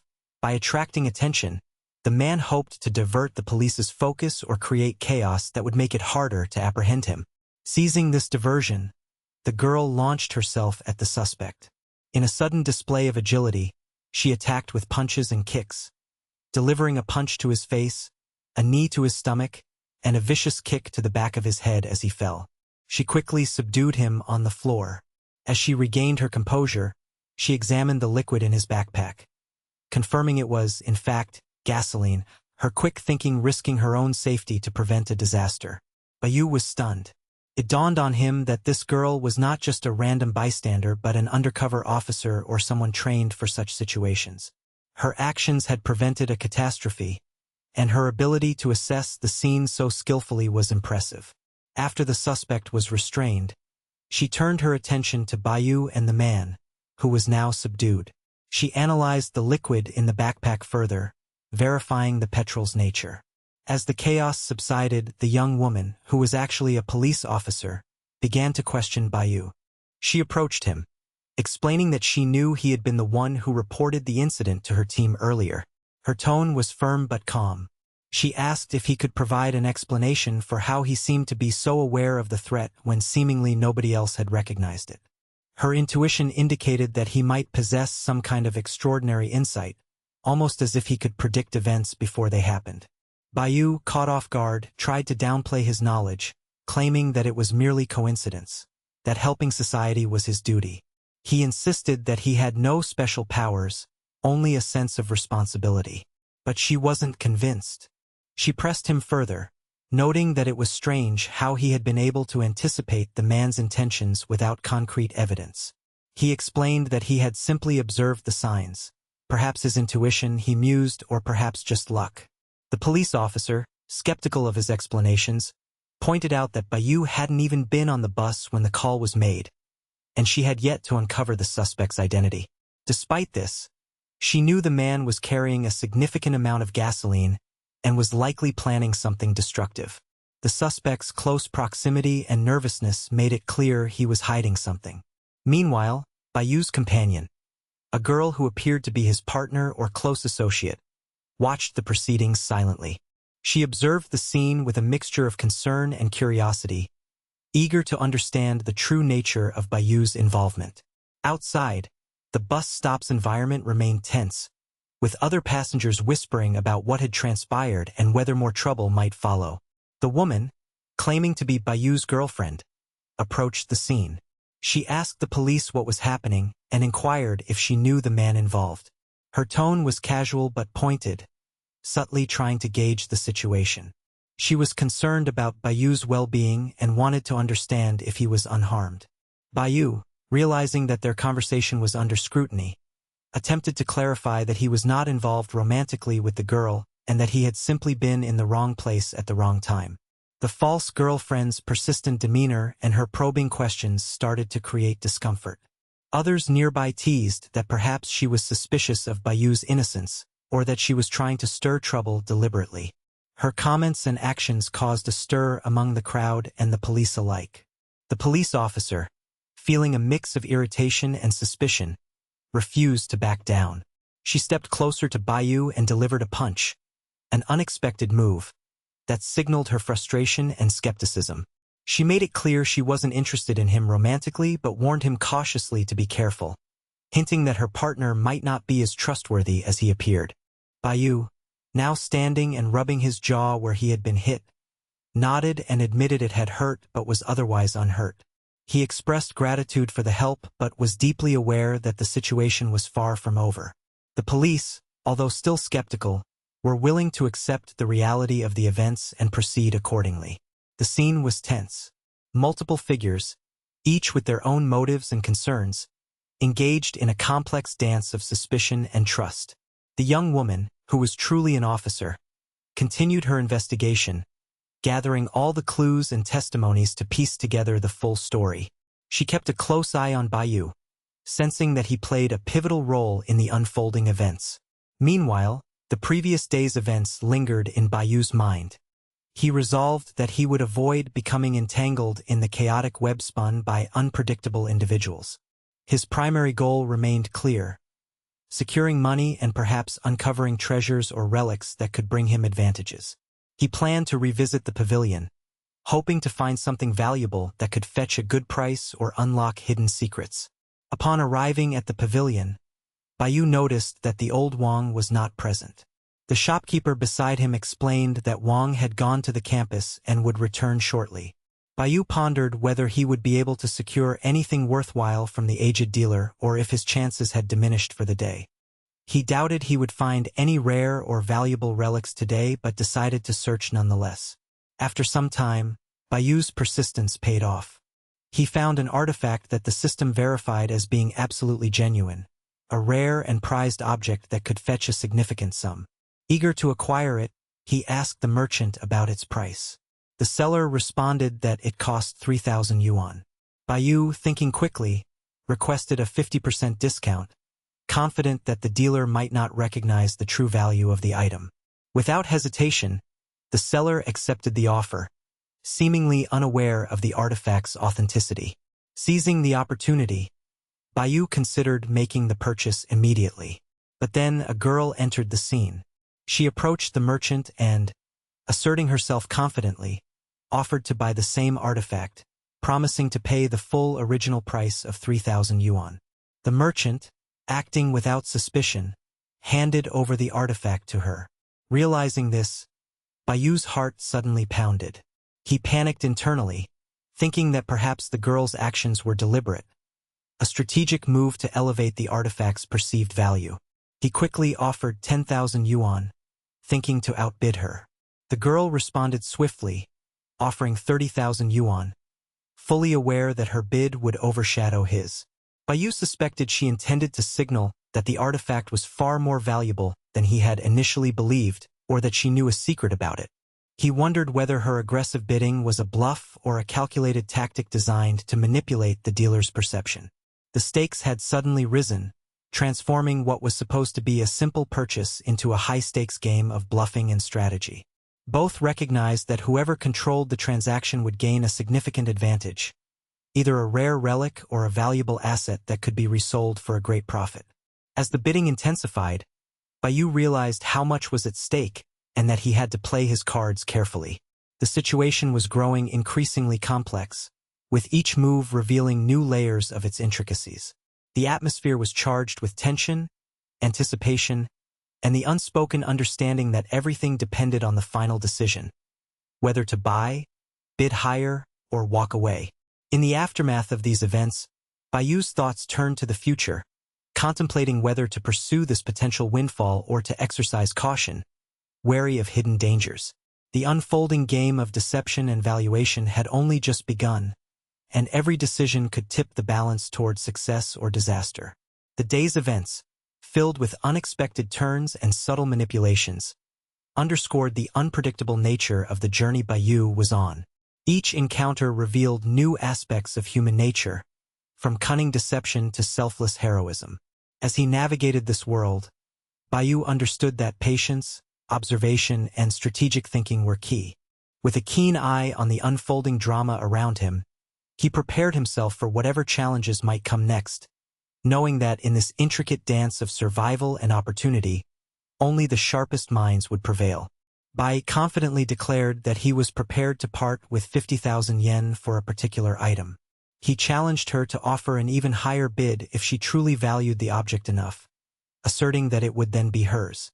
To his surprise, she promptly doubled her offer, raising the price to 100,000 yen. Enraged by this sudden escalation, Bayu felt a surge of anger, convinced that he was being deceived. He wondered whether Kim was unintentionally falling prey to someone's scheme, questioning if she would raise the bid even further, driven perhaps by naivety or greed. Meanwhile, Kim remained confident in her strategy, believing that Bayu was merely putting on an act to disguise a counterfeit item. She thought that beneath his bravado he was trying to sell a fake relic. Eventually, reluctant to continue, she accepted defeat as Bayu turned to leave. As he walked away, he reflected on her apparent misjudgment, realizing that Kim had entered the auction without proper analysis. Her trusting nature was evident, and it reminded him that she relied heavily on her system to locate valuable items, often finding many additional treasures in the process. As Bayu examined the artifact more closely, he began to suspect that it might indeed be a genuine relic from the Jing dynasty, recognizing signs of authentic craftsmanship. His mind wandered to the immense talent displayed in such antiquities. As he strolled through the marketplace, he became aware that Kim was following him and suddenly turned around to confront her. He demanded to know why she was tailing him. She responded dismissively, claiming that the street was not hers, nor was it his concern. With determination, Bayu continued from shop to shop, observing the proceedings carefully. Kim persisted by making increasingly higher bids, attempting to outshine him at every turn. Eventually, Bayu, annoyed by her antics, asked whether she was intentionally trying to sabotage him. Kim coolly answered that she could do as she pleased, since she possessed ample funds and was unconcerned about her reputation. At that moment, she divulged personal information about Bayu, raising questions about his rapid rise in the auction world, and accused him of engaging in unfair practices. Desperate to defend himself, Bayu asserted that luck had played a significant role in his recent successes with relics. Kim, unimpressed, claimed that her threats had merely unsettled him. Bayu responded confidently, asserting that she would not succeed in stopping him from making money. She laughed dismissively, teasing that he would not even earn a single real that day. To throw her off, Bayu decided to feign genuine interest in multiple items, aiming to confuse Kim and throw her off her game. Suddenly, he instructed all the vendors to sell him their stock. Realizing his tactic, Kim warned them that she would purchase everything at a 10% premium. Not to be outdone, Bayu immediately bought all the goods, much to the astonishment of the sellers, who eagerly agreed to his offer. Kim, noticing the transfer of funds Bayu had received from the merchants, part of his plan to demonstrate his resourcefulness, began to seethe with rage. She vowed revenge, but Bayu only chuckled, dismissing her threats as empty words. The scene shifted as Bayu exited the marketplace pavilion, approaching his car. Standing nearby was a man who addressed him, asking if he was Bayu. He introduced himself as the butler of Miss Kim. Bayu, cautious, inquired if the man's intent was to drug him and leave him incapacitated forever. He warned that if that were the case, more than just a single butler would be necessary. The man clarified that Bayu had misunderstood the situation. He explained that the lady had sent him to invite Bayu to a gathering of influential individuals, a social event intended as an apology for today's mishap. Bayu was taken aback, contemplating the oddity of an apology presented as an invitation to a celebrity gathering. It struck him as strange coming from Kim Kim, yet deep down, he recognized that attending such an event might be advantageous. It would provide an opportunity to broaden his social network among wealthy and powerful people. After some consideration, he decided to accept the invitation and followed the butler to the venue. Approximately an hour later, he arrived at the grand entrance.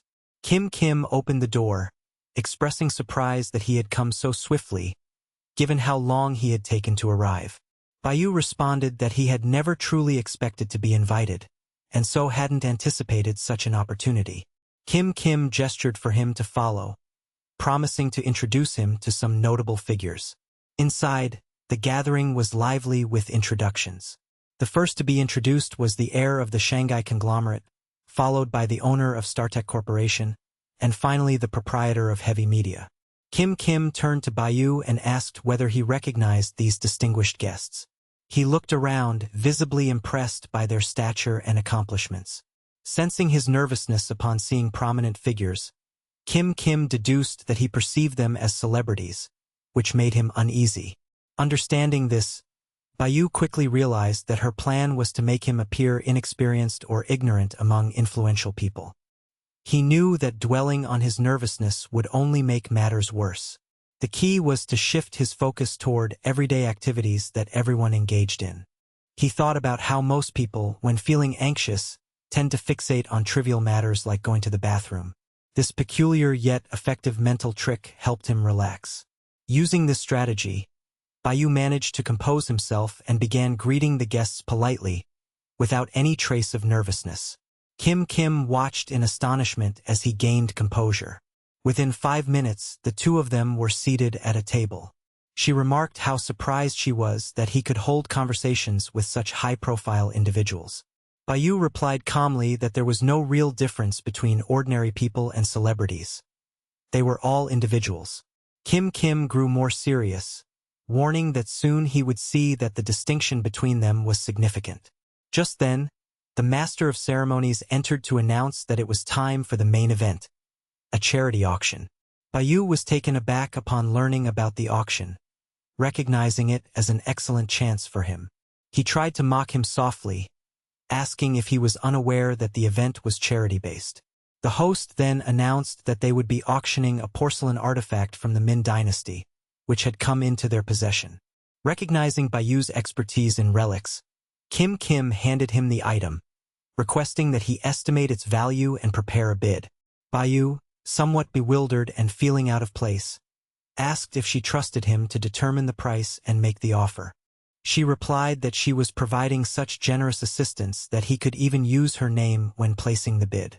Reminding him that he wanted money, she pointed out that this was an ideal opportunity to enhance his reputation among the wealthy guests present. Bayu hesitated, pondering her words. He understood that improving his standing with influential individuals could significantly boost his ability to secure future deals and resources. Yet, he looked at her skeptically and questioned whether she was teasing him or if her friendliness was genuine. Kim Kim sighed deeply, admitting that she had decided to surrender her grudges and no longer wished to be his adversary.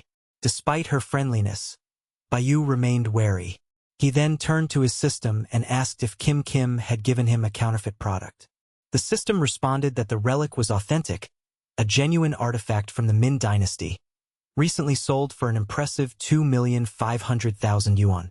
This revelation made Bayu think that the relic might indeed be real, though he still suspected there could be something suspicious about the auction process. He wondered whether the auction would proceed smoothly.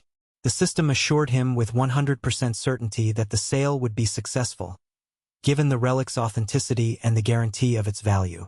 Confident in this, Bayu concluded that there was little to fear, recognizing that he might be overcomplicating the situation. He acknowledged that he might be overthinking, yet he also understood that sometimes a confident and strategic approach was all that mattered in these high-stakes scenarios.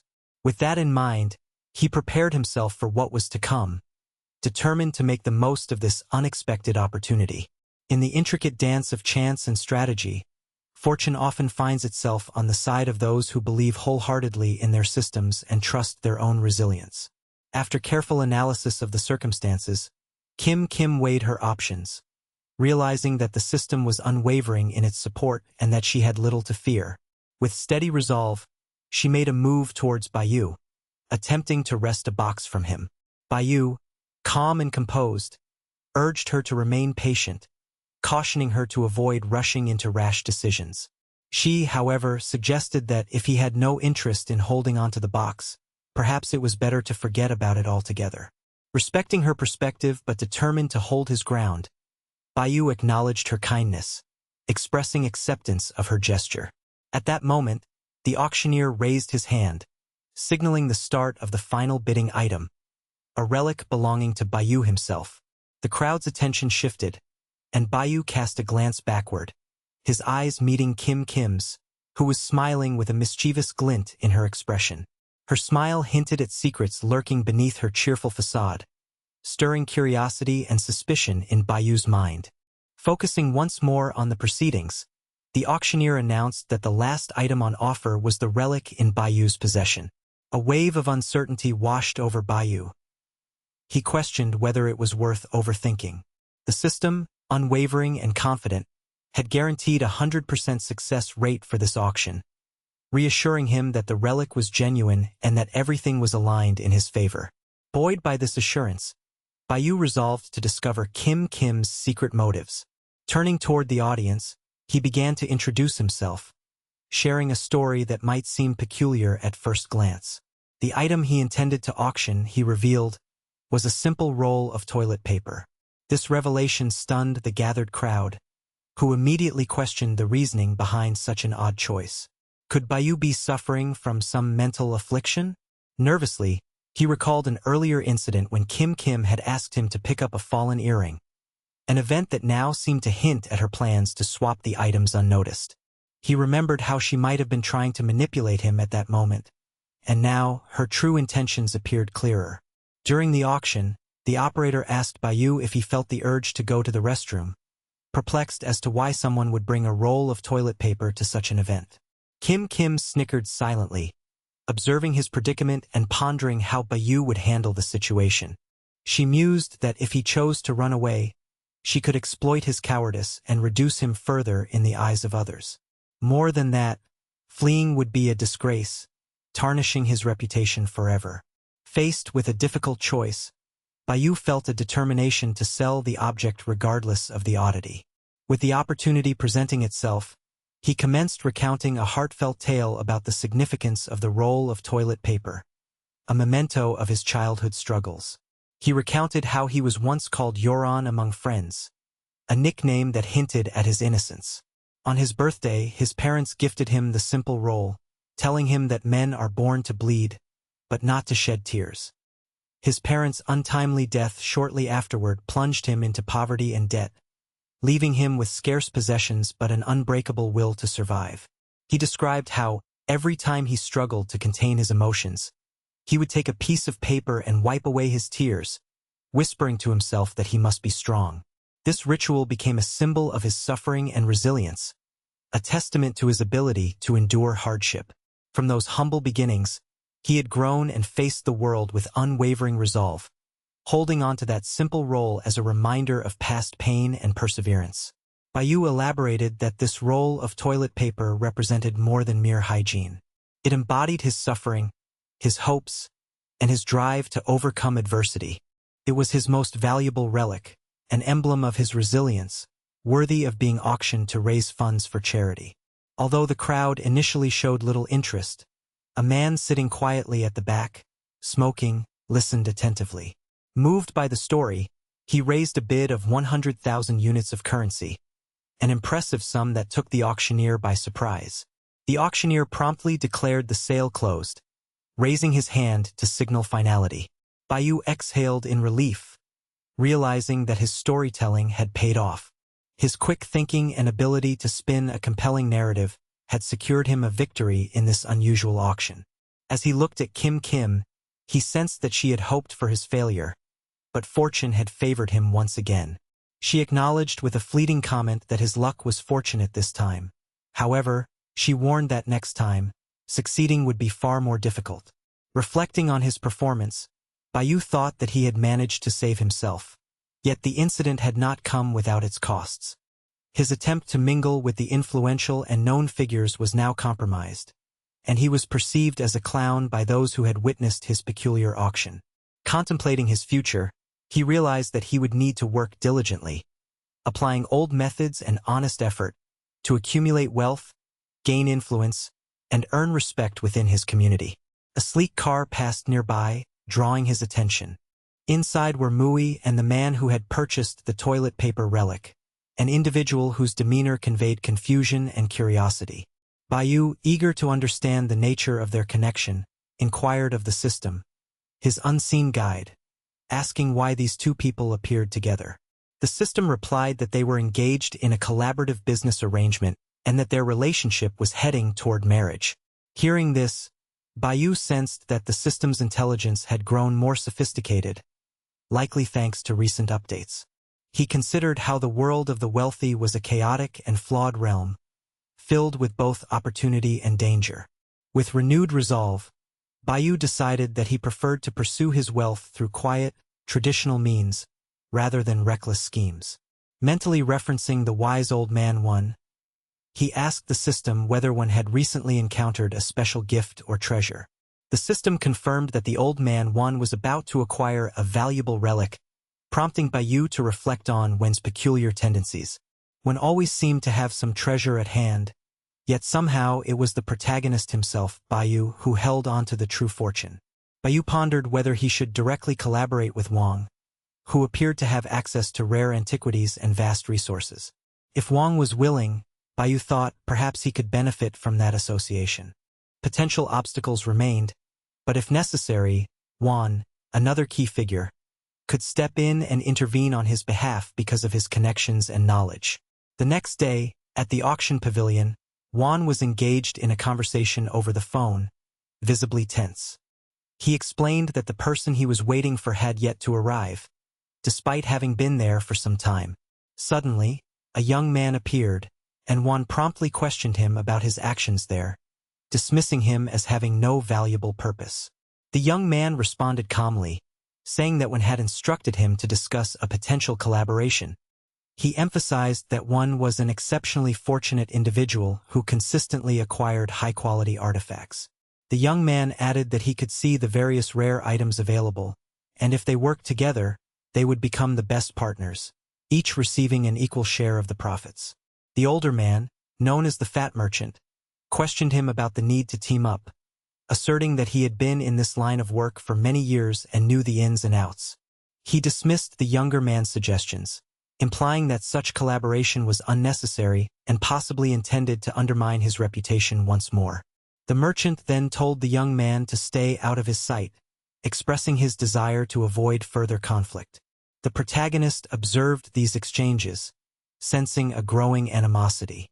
The merchant detested the young man due to past incidents, and now that Wang was visibly angry, any further remarks from the young man would only worsen the situation. Recognizing that confrontation would be unwise, Bayu decided to withdraw for now. There would be opportunities ahead, chances to speak with Wang or to leverage other connections. Later, two men approached Bayu, heading towards the merchant's location. They inquired why their delay had been so long and requested to see the relic in question. Among them, one man wearing a hat looked around suspiciously and claimed to be certain that the item was the legendary 7-star Sword of Chao, a relic long kept hidden and guarded carefully. The merchant responded confidently, stating that there was no need to doubt. He could see the sword plainly with his own eyes. Bayu listened carefully, eyes narrowing as he studied the sword's presentation. He scrutinized its form, its craftsmanship, and its aura. His instincts told him that this relic indeed possessed extraordinary significance.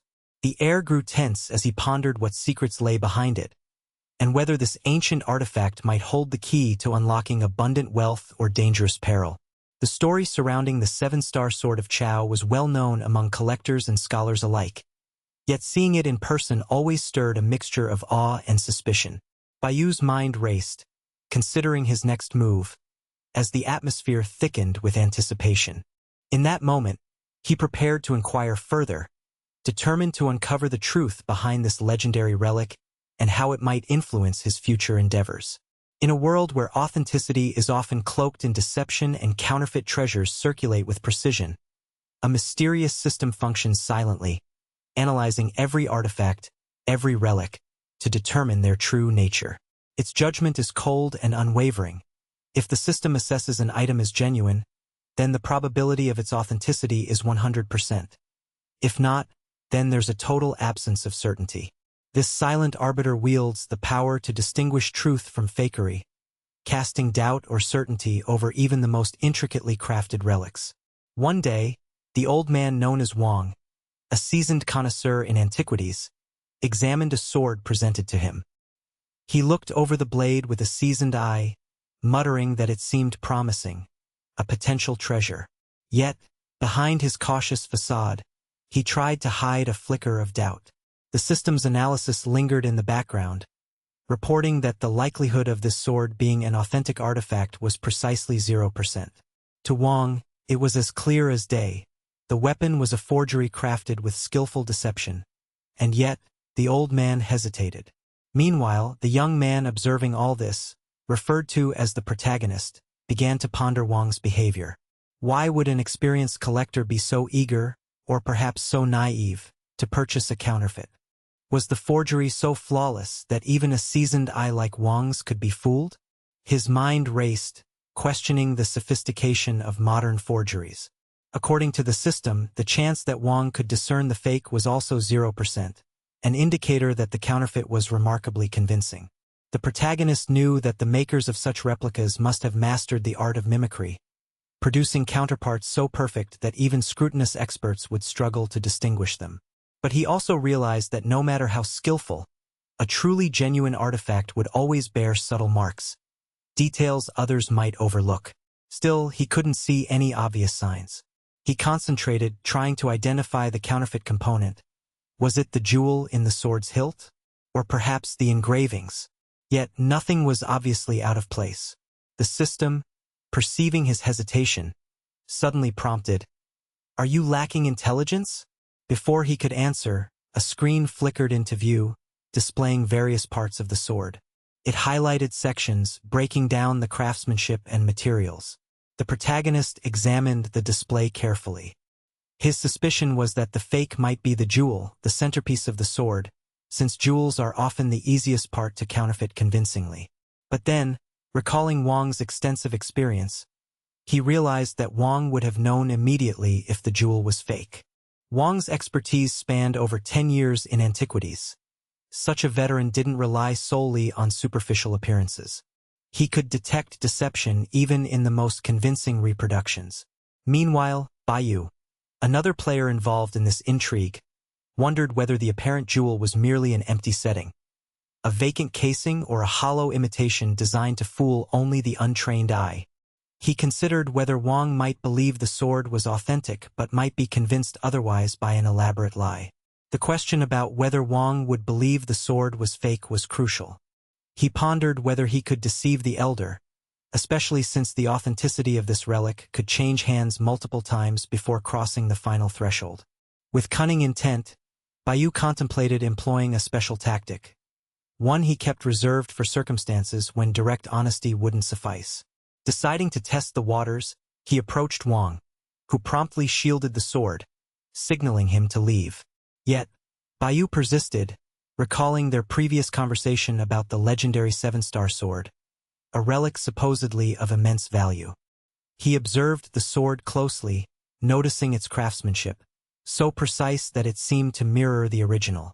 Wang hesitated, expressing that the sword was perfect, that his 10 years of experience in safeguarding old artifacts had taught him to distinguish the real from the fake.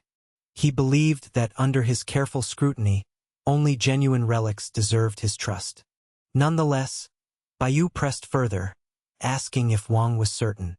He wondered aloud whether a forged artifact could ever truly deceive such an expert. Perhaps, he hinted, Even a master like Wang was vulnerable to sophisticated copies. The elder, suspicious, questioned Bayu's motives. Was he really interested in collecting or simply trying to uncover secrets? Wang, feeling the tension rise, asked why Bayu was so obsessed with the authenticity of the sword. His tone grew sharp. He claimed that he had never had any malintent toward anyone, emphasizing his long-standing reputation. Still, Bayu proposed a simple test. If he could prove the sword was fake, Wang might be willing to reconsider their cooperation in the future. Wang chuckled at the proposal, accusing Bayu of overthinking. He asserted that if the sword turned out to be real, then the accusation of fakery was baseless. For a price, he was even willing to part with the relic. The valuation was set at a hefty sum, 500,000 units of currency. Bayu, determined to test the artifact further, declared that if the sword was genuine, he would pay 10 times its worth to its owner. With unwavering confidence, he placed the sword against his chest, challenging Wang to demonstrate its authenticity. The challenge was accepted. The young man then took a bottle and, with a decisive movement, struck the sword, causing it to jingle. A hidden jewelry piece, a small yellow gem, was dislodged and fell into his hand. He then placed the relic on Wang's face, revealing a QR code printed discreetly on the surface. This act was a deliberate move, something designed to expose the forgery. The QR code, when scanned, would confirm whether the item was an authentic relic or a counterfeit. The evidence was irrefutable. The relic's QR code revealed it to be a fake, a well-made one, but a forgery nonetheless. Wang, parked in anger, furiously looked back, only to see the two men fleeing the scene. The young man turned, asking Wang how he suspected that the sword was fake. His tone suggested that he had orchestrated the whole scenario, perhaps even enlisting the help of accomplices to aid in the deception. Wang's eyes narrowed as he realized the extent of the young man's cleverness. He accused him of enlisting troublemakers solely to make the con work. The young man flared his nostrils and responded that if he had access to such a high-quality fake artifact, he would have tried to collaborate with Wang, offering him a chance to profit from the relic. As for his methods, he indicated that individuals from mountainous regions, like himself, possessed unique and even mystical techniques, methods that allowed the creation of such convincing fakes. Wang, not easily convinced, told Bayu to cease his presumptuousness. Seeing an opening, Wang announced that they could, perhaps, still collaborate on future artifact dealings, hinting at a potential partnership. The big man, the so-called balding man, butted in, expressing outright refusal to work with Bayu. He called the young man strange, claiming that he couldn't decipher or trust him, predicting that such suspicion could only lead to problems later down the line. Zhuang, another participant, advised the young man to seek help from someone else capable of authenticating relics, or perhaps to find allies more trustworthy. The protagonist, still hopeful, reminded Wang of their initial bet. If he could provide evidence that the sword was a fake, Wang would have to reconsider his stance. Zhuang further remarked that honesty was rare in this environment, where greed and deception often reigned supreme. The older man, Wang, concluded that no real collaboration was likely. However, he offered the protagonist freedom to choose any item from his collection as a sign of gratitude for his efforts. Bayu, intrigued but cautious, inquired about the other artifacts in Wang's possession. The elder proudly displayed a beautiful cloak and a bowl, items with storied histories and legendary backgrounds. Yet the young man observed that, at first glance, they appeared to be ordinary, simple artifacts. Wang, unfazed by the critique, tried to emphasize the sentimental value and hidden worth of all his possessions, despite their modest outward appearances. Despite Wang's efforts, Bayu felt disappointed overall. Nothing had met his expectations, and doubts grew within him about the true value of the relics he was examining.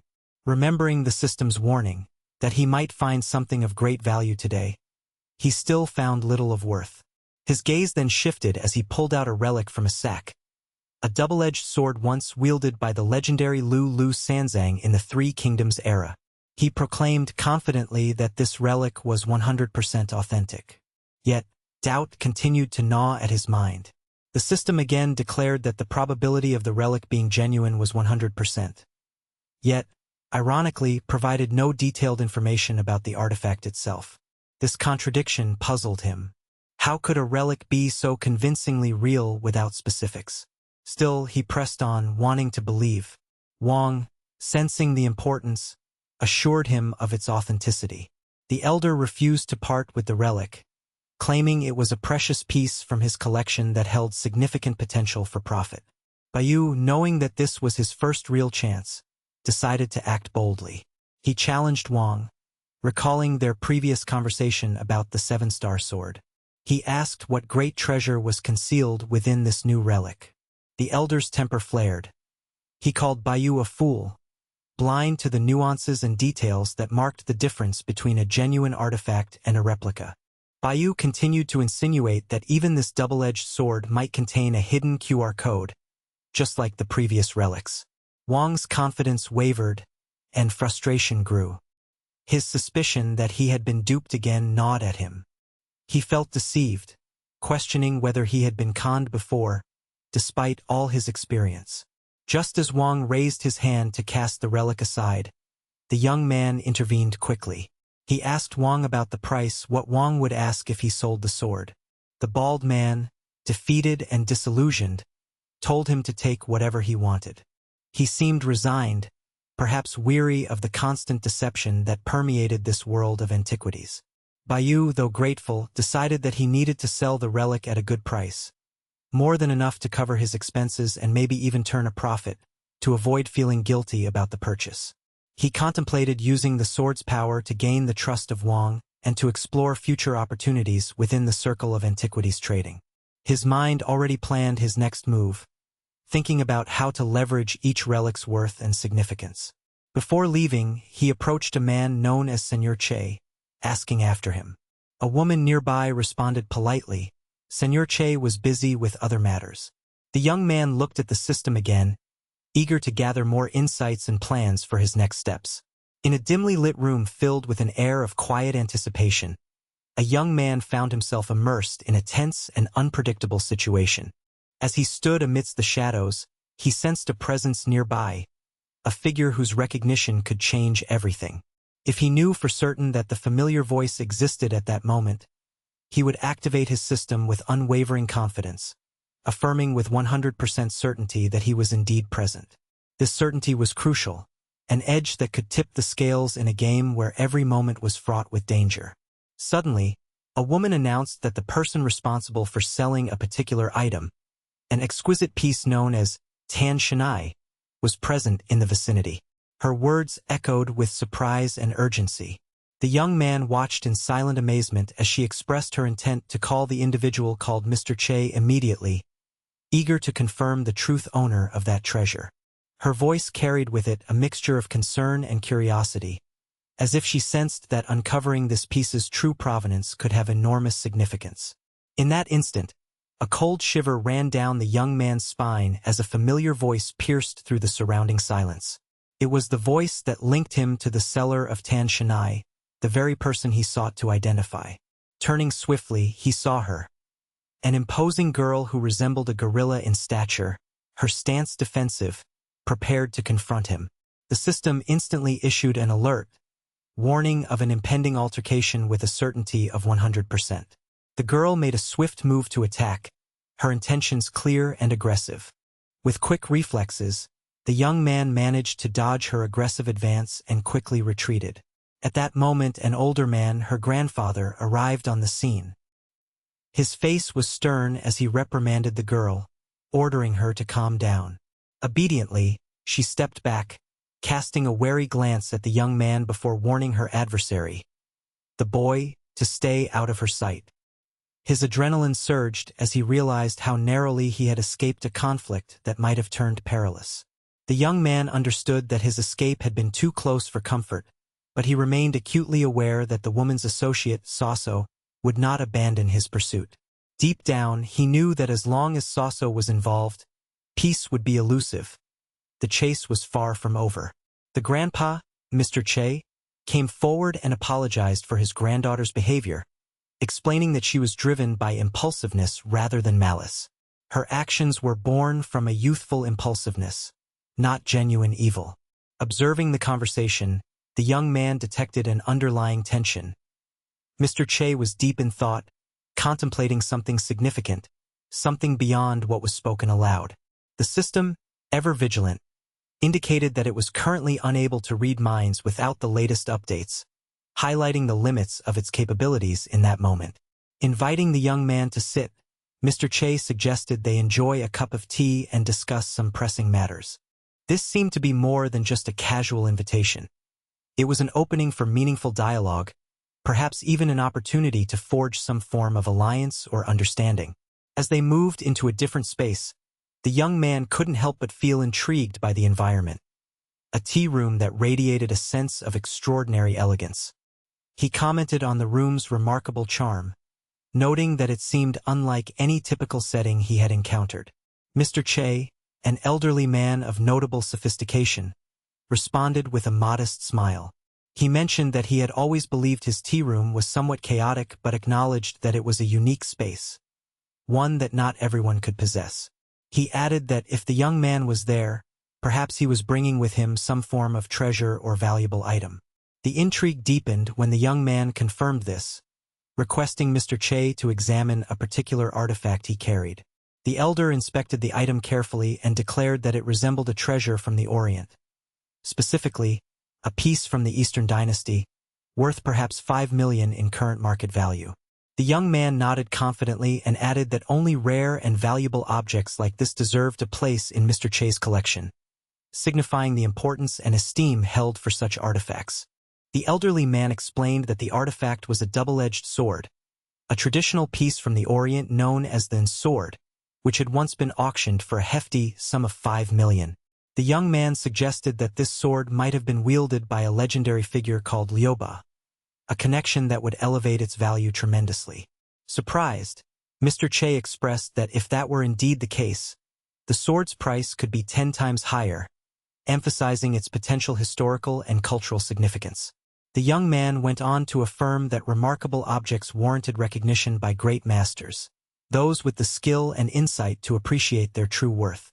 He believed that Mr. Che was the perfect custodian for such an artifact, given his expertise. Interestingly, the young man revealed that the current generation was eager to gift this sword to their admired elders as a token of respect and admiration. In response, Mr. Che asked why a young man like him would want to present such a valuable relic to an old man. He reflected that if the young man sold this sword to an international buyer, the proceeds could easily ensure his wealth, enough to reach high echelons of success or even metaphorically reach the sky. The young man countered that his primary concern was that the sword found a worthy master, someone capable of truly appreciating its worth. For him, that person was clearly Mr. Che. Looking directly at the young man, the elder placed the sword on the table and said that he was willing to consider the gesture, but first they should enjoy a cup of tea together. The young man wondered whether Mr. Che's reluctance was due to dissatisfaction with the sword or perhaps with him personally.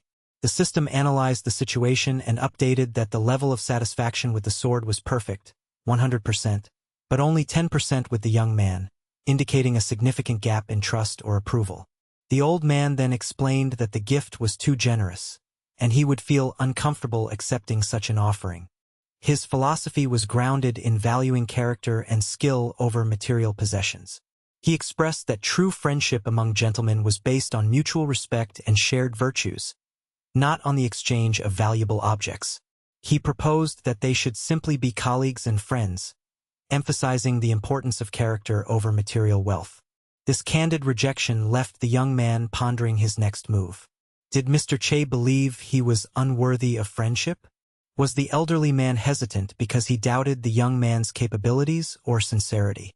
The system confirmed that the perception was that the young man was not yet qualified, perhaps not fully worthy of such an esteemed friendship. Mr. Che elaborated further, remarking that the sword was an excellent piece, valued at around 5 million, and he assured the young man he would pay that amount if he chose to sell it.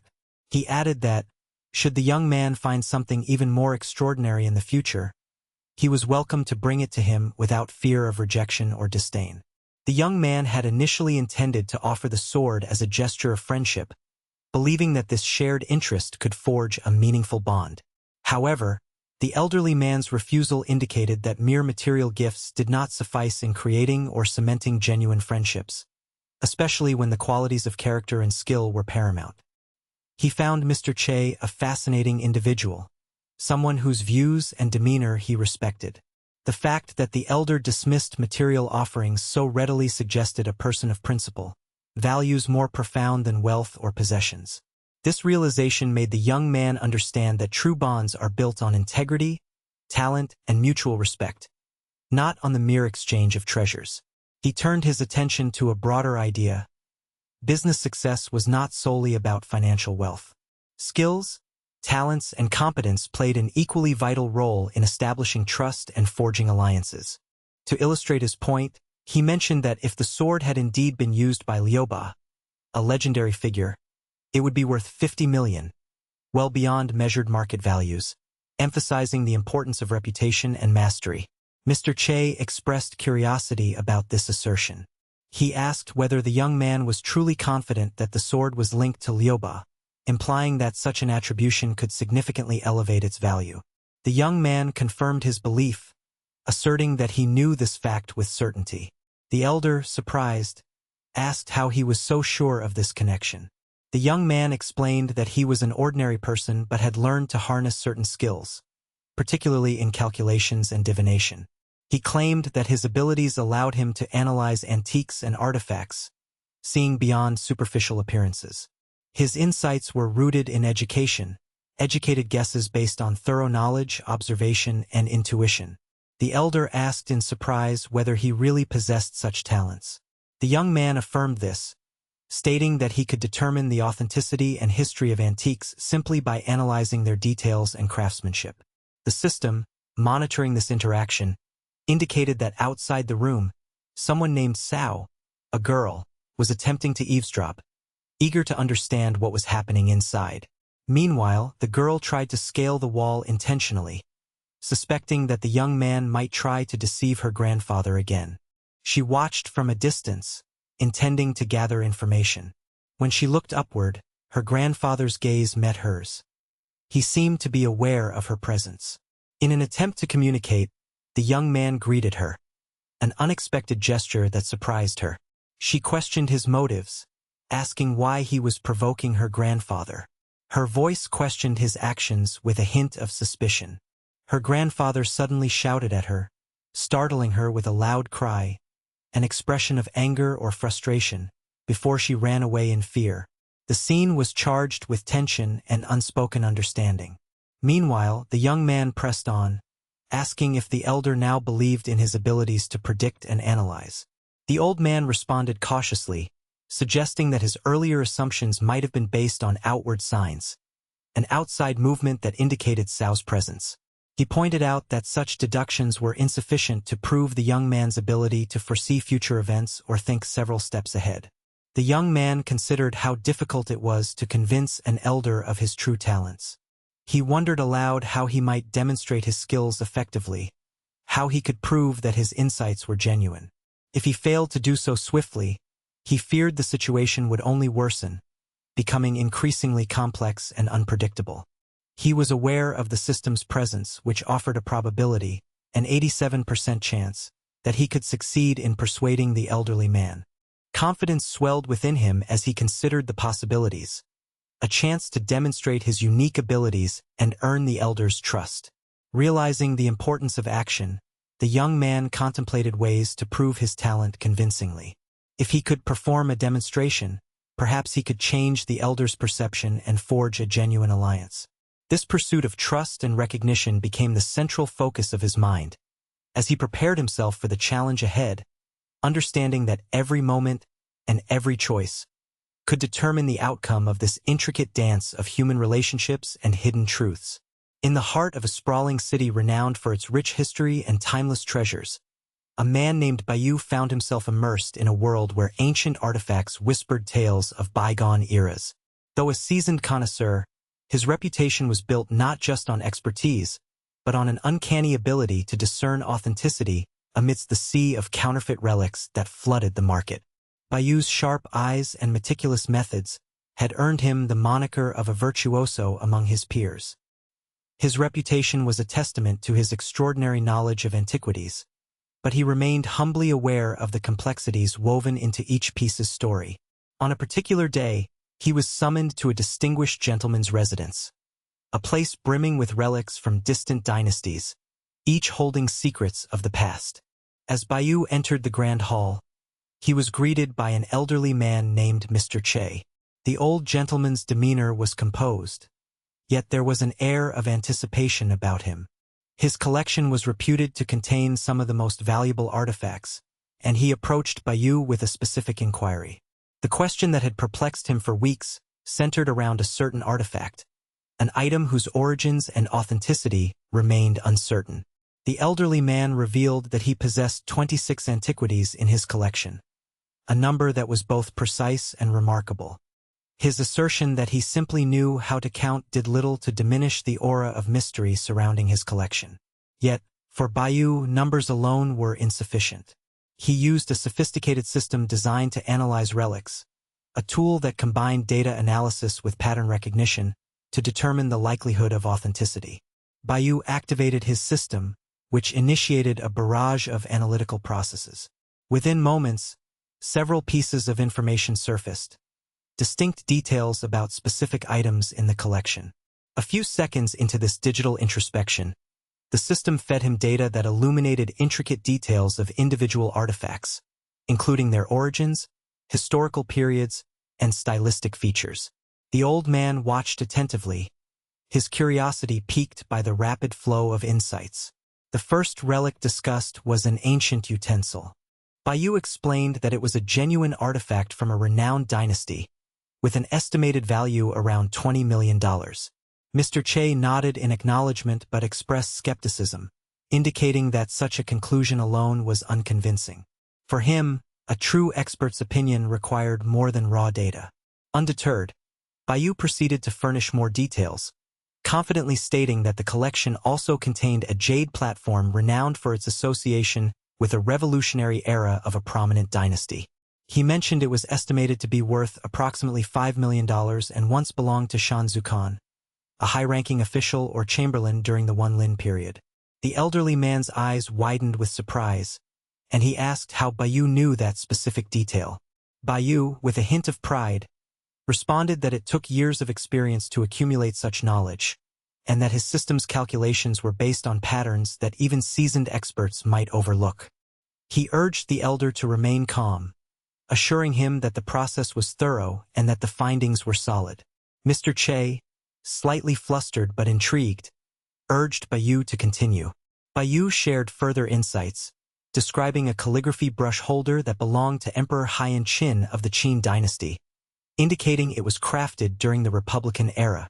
He added that a bronze jar in the collection was from the spring and autumn period, while white porcelain and the Giuliano kiln pieces dated back to the Yuan dynasty. Each detail was delivered with precision, and as Bayou concluded his descriptions, the elderly man sat back, visibly overwhelmed. He confessed that he was skeptical, unable to reconcile such extensive knowledge with his understanding. Still, Bayou's confidence reassured him. The system's readings had convinced him that the artifacts were authentic, or at least, that Bayou's assessment was credible. The elder then asked about a particular sword, suspecting it once belonged to a historical figure named Liuba, a legendary warrior. Bayou affirmed that the sword had indeed been used by Liuba, a detail supported by the system's historical analysis. Mr. Che's admiration grew after hearing this. He remarked on Bayou's remarkable deductive skills, noting that rival experts had attempted their own investigations but lacked the comprehensive understanding embedded in Bayou's assessment. Yet, the old man's expression was not entirely relaxed. A shadow of doubt flickered across his face. Still, he acknowledged that based on Bayou's findings, he was convinced of the sword's provenance. The conversation shifted as the elderly man expressed a desire to verify the authenticity of another relic, a piece that had recently caused him concern.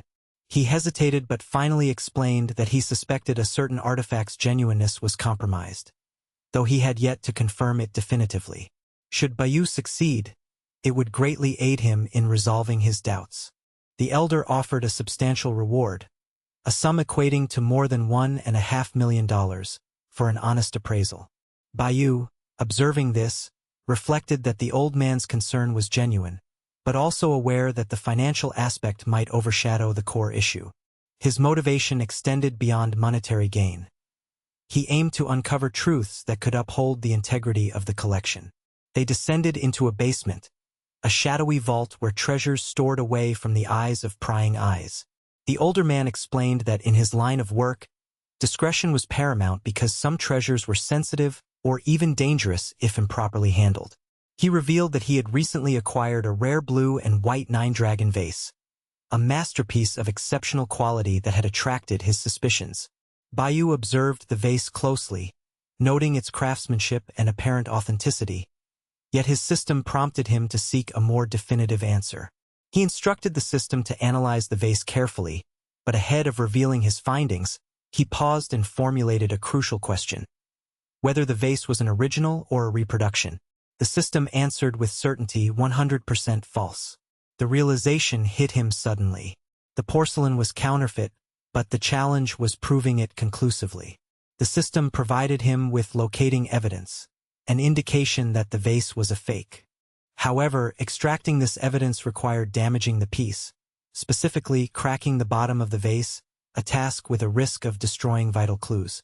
The chance of success was only 4%, but the stakes were high. If he failed to find the evidence, the illusion of authenticity would remain intact. If he succeeded, he could learn the truth at the cost of the artifact itself. Bayu contemplated the danger. He understood that even though the probability of uncovering the fakery was slim, the potential loss was immense. A detective, or rather an investigator of the past, must sometimes make bold moves. He wondered whether ordinary collectors could distinguish a genuine antique from a well-made forgery without such invasive testing. The system's data confirmed that the probability of an untrained eye catching the deception was just over 1.4%. He pondered whether he should risk destroying the vase or seek alternative methods. Yet, knowing the importance of the task, he prepared himself to make a calculated choice. His resolve hardened as he realized that uncovering the counterfeit might not only save the collection's reputation but could also prevent future losses or even dangerous repercussions caused by smuggling or fraud. As he stared at the facade of the seemingly authentic artifact, a surge of determination filled him. He was aware that revealing the truth might come at a cost, but the pursuit of authenticity was worth any risk. With steady hands and focused attention, he weighed his options, knowing that sometimes true mastery lay in making the difficult decision for the greater good. In the grand scheme of his work, each artifact held a story. Stories that needed to be told accurately preserves the legacy of those who created them.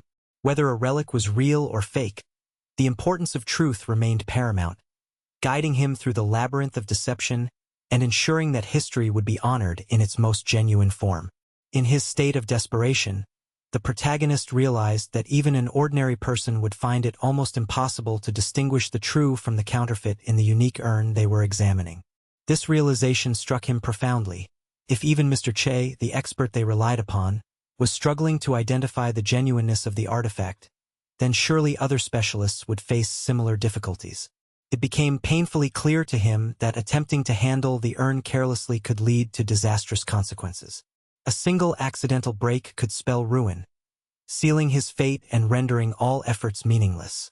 Yet, he also understood that hesitating or refusing to take action might mean losing the trust of the elderly man, Mr. Che, whose opinion carried immense weight in this delicate situation.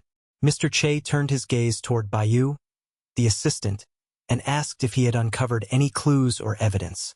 Bayu crossed his arms and responded with conviction, asserting that he could confidently affirm the urn's status as a fake. The elderly man was skeptical, raising a brow as he questioned whether Bayu could substantiate his claim. In response, Bayu explained that the critical evidence was hidden at the bottom of the urn. Both of them scrutinized the base of the artifact closely, searching for any signs of deception. The elderly man muttered that he had examined the bottom several times before and found nothing suspicious. Undeterred, he asked if there was any proof to support Bayu's assertion. Bayu clarified that the evidence was indeed located inside the base of the urn, the source of his firm belief that it was counterfeit. Despite this, the elderly man expressed doubt, commenting that he had already closely inspected the interior and hadn't noticed anything unusual. He then inquired where, precisely, this incriminating evidence could be. Bayu pointed out that the proof lay within the depths of the urn's bottom. The elderly man, still unconvinced, questioned whether it was even possible to confirm such suspicions without damaging the piece. Bayu nodded patiently and confirmed that the only way to be certain was to break open the urn, an act that risked destroying an undoubtedly valuable artifact. He lamented that this was the sole method available to determine the urn's authenticity. Since the arrangement between the parties was not yet finalized, the elderly man clarified that the urn's possession remained uncertain and was not yet in his definitive control. He stated that he would need to inform Mr. Jean about the potential issue, given the seriousness of the matter. Bayu understood the gravity of the decision but also felt the fear of breaking the urn mounting within him. Nonetheless, he recognized that he must take the plunge if he wanted to uncover the truth. With resolve, Bayu announced that he would shoulder the responsibility, insisting that the only way to confirm his doubts was to confront the urn directly. He suggested that they could, if necessary, arrange a face-to-face meeting with the owner of the artifact to clarify everything. The elderly man agreed, stating he would contact Mr. Jean immediately. Shortly thereafter, Mr. Jean arrived on the scene, adopting a composed and innocuous expression. He asked the elderly Mr. Che, "What seems to be the issue?" Che explained that an urgent matter involving the urn had arisen and needed immediate attention.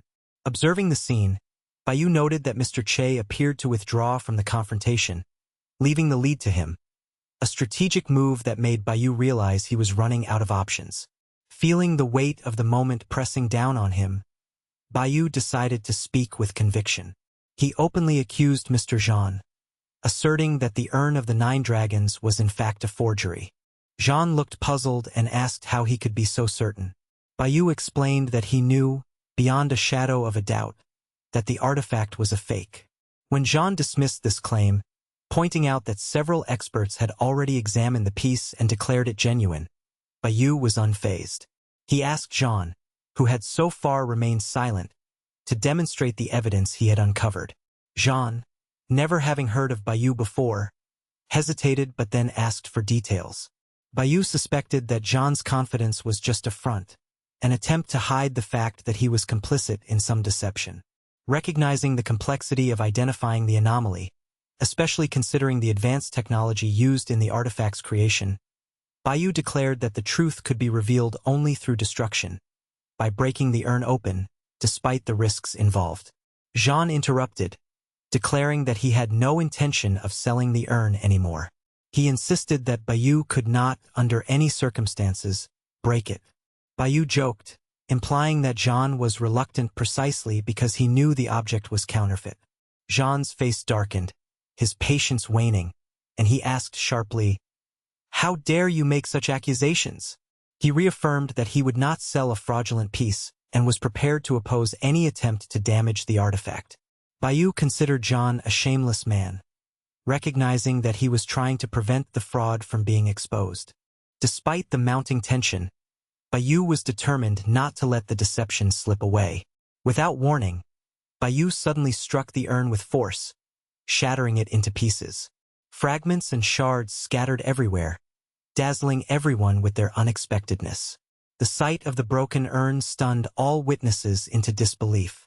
Jean, now visibly anxious, turned to Mr. Che and asked why he had allowed Bayu to break the artifact. Che calmly requested calm, explaining that if no evidence of wrongdoing was presented, he would be forced to provide an explanation and accept responsibility for the consequences. The situation grew tense as Bayu's panic intensified. He knew that the act of smashing the urn might be his last chance to uncover the truth. Desperate, Bayu hoped for a sign from the system monitoring the process. He wondered whether the destruction of the urn could reveal the defect he suspected. The system warned him that the force he was preparing to exert carried a 58% chance of breaking the flaw and exposing the lie. Realizing the risk, Bayu hesitated and relaxed his grip, contemplating whether reducing the impact would improve his chances of success. The system indicated that with less force, the probability of uncovering the flaw would shift to a mere 13%. Bayu knew he stood at a crossroads, weighing the certainty of failure against the possibility of breakthrough. Still, he understood that hesitating any longer might allow the moment to slip away forever. The pivotal decision lay before him, and every pulse of his heart echoed the urgency of making the right choice to pierce the facade and reveal the truth hidden within the fractured porcelain. In the dim light of dawn, the air was thick with tension, yet Bayu understood that patience was his first and most vital ally. He began methodically excavating the debris and rubble that concealed his path, working steadily, line by line, until a small opening emerged. His mindfulness and calm were essential, for rushing would only betray him. The truth was that the longer he took, the less convincing his story would seem to the old men who watched from a distance, skeptics rooted in tradition and suspicion. Quickly, he realized that rapid progress could lead to misjudgment, so he slowed his pace, focusing entirely on the task at hand. As the minutes ticked by, a growing sense of unease crept over him.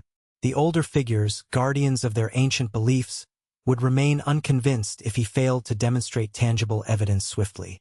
His nerves threatened to fray as dread crept in. Desperation stirred within him. He knew he had to act fast, for every second could diminish the chance of revelation or success. A flicker of laughter broke through his tension, a nervous, strained chuckle.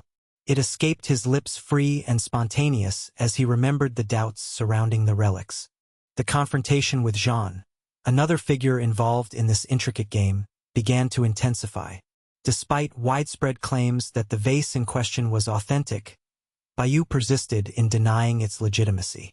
He argued that it was a forgery, a deception woven into the fabric of their dealings. Jean, in turn, claimed that, out of friendship, he had permitted the protagonist to destroy the vase, to see if the evidence could be torn apart. Yet now, standing amidst the chaos, he pointed out the glaring absence. Where was the proof?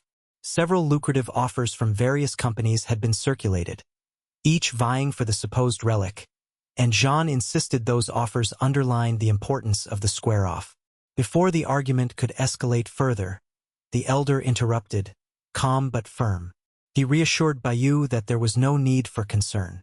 If the evidence truly existed, he declared, he was prepared to pay the necessary amount, the funds to settle the matter and dispel doubts. Bayu, sweating internally with anxiety, wondered what he would do if he couldn't locate the flaw. His mind raced with possibilities, praying that the elusive proof would suddenly appear. In a moment of panic, he struck the ground with a small blow, a gesture meant to trigger some hidden mechanism. Instead of clarity, chaos erupted. The action shattered the fragile composure he had maintained, plunging him into panic as he feared the evidence had been destroyed irreparably.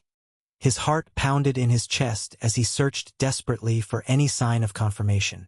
And then he saw it, a small square code displayed clearly on his device. A quick query was made. "What is this?" he asked aloud, hope flickering anew. The response from Che, the elder, was swift and furious. He demanded an explanation for the QR code, glaring with suspicion. Bayu, incredulous yet composed, fell to his knees, overwhelmed by the confrontation. Even Jean, astonished, was dragged by Che's henchmen, their intentions ominous. Bayu's mind, however, had already shifted. At least he believed he had survived the encounter. But then his thoughts drifted to Wang's sword, which also held a QR code. A slow realization dawned.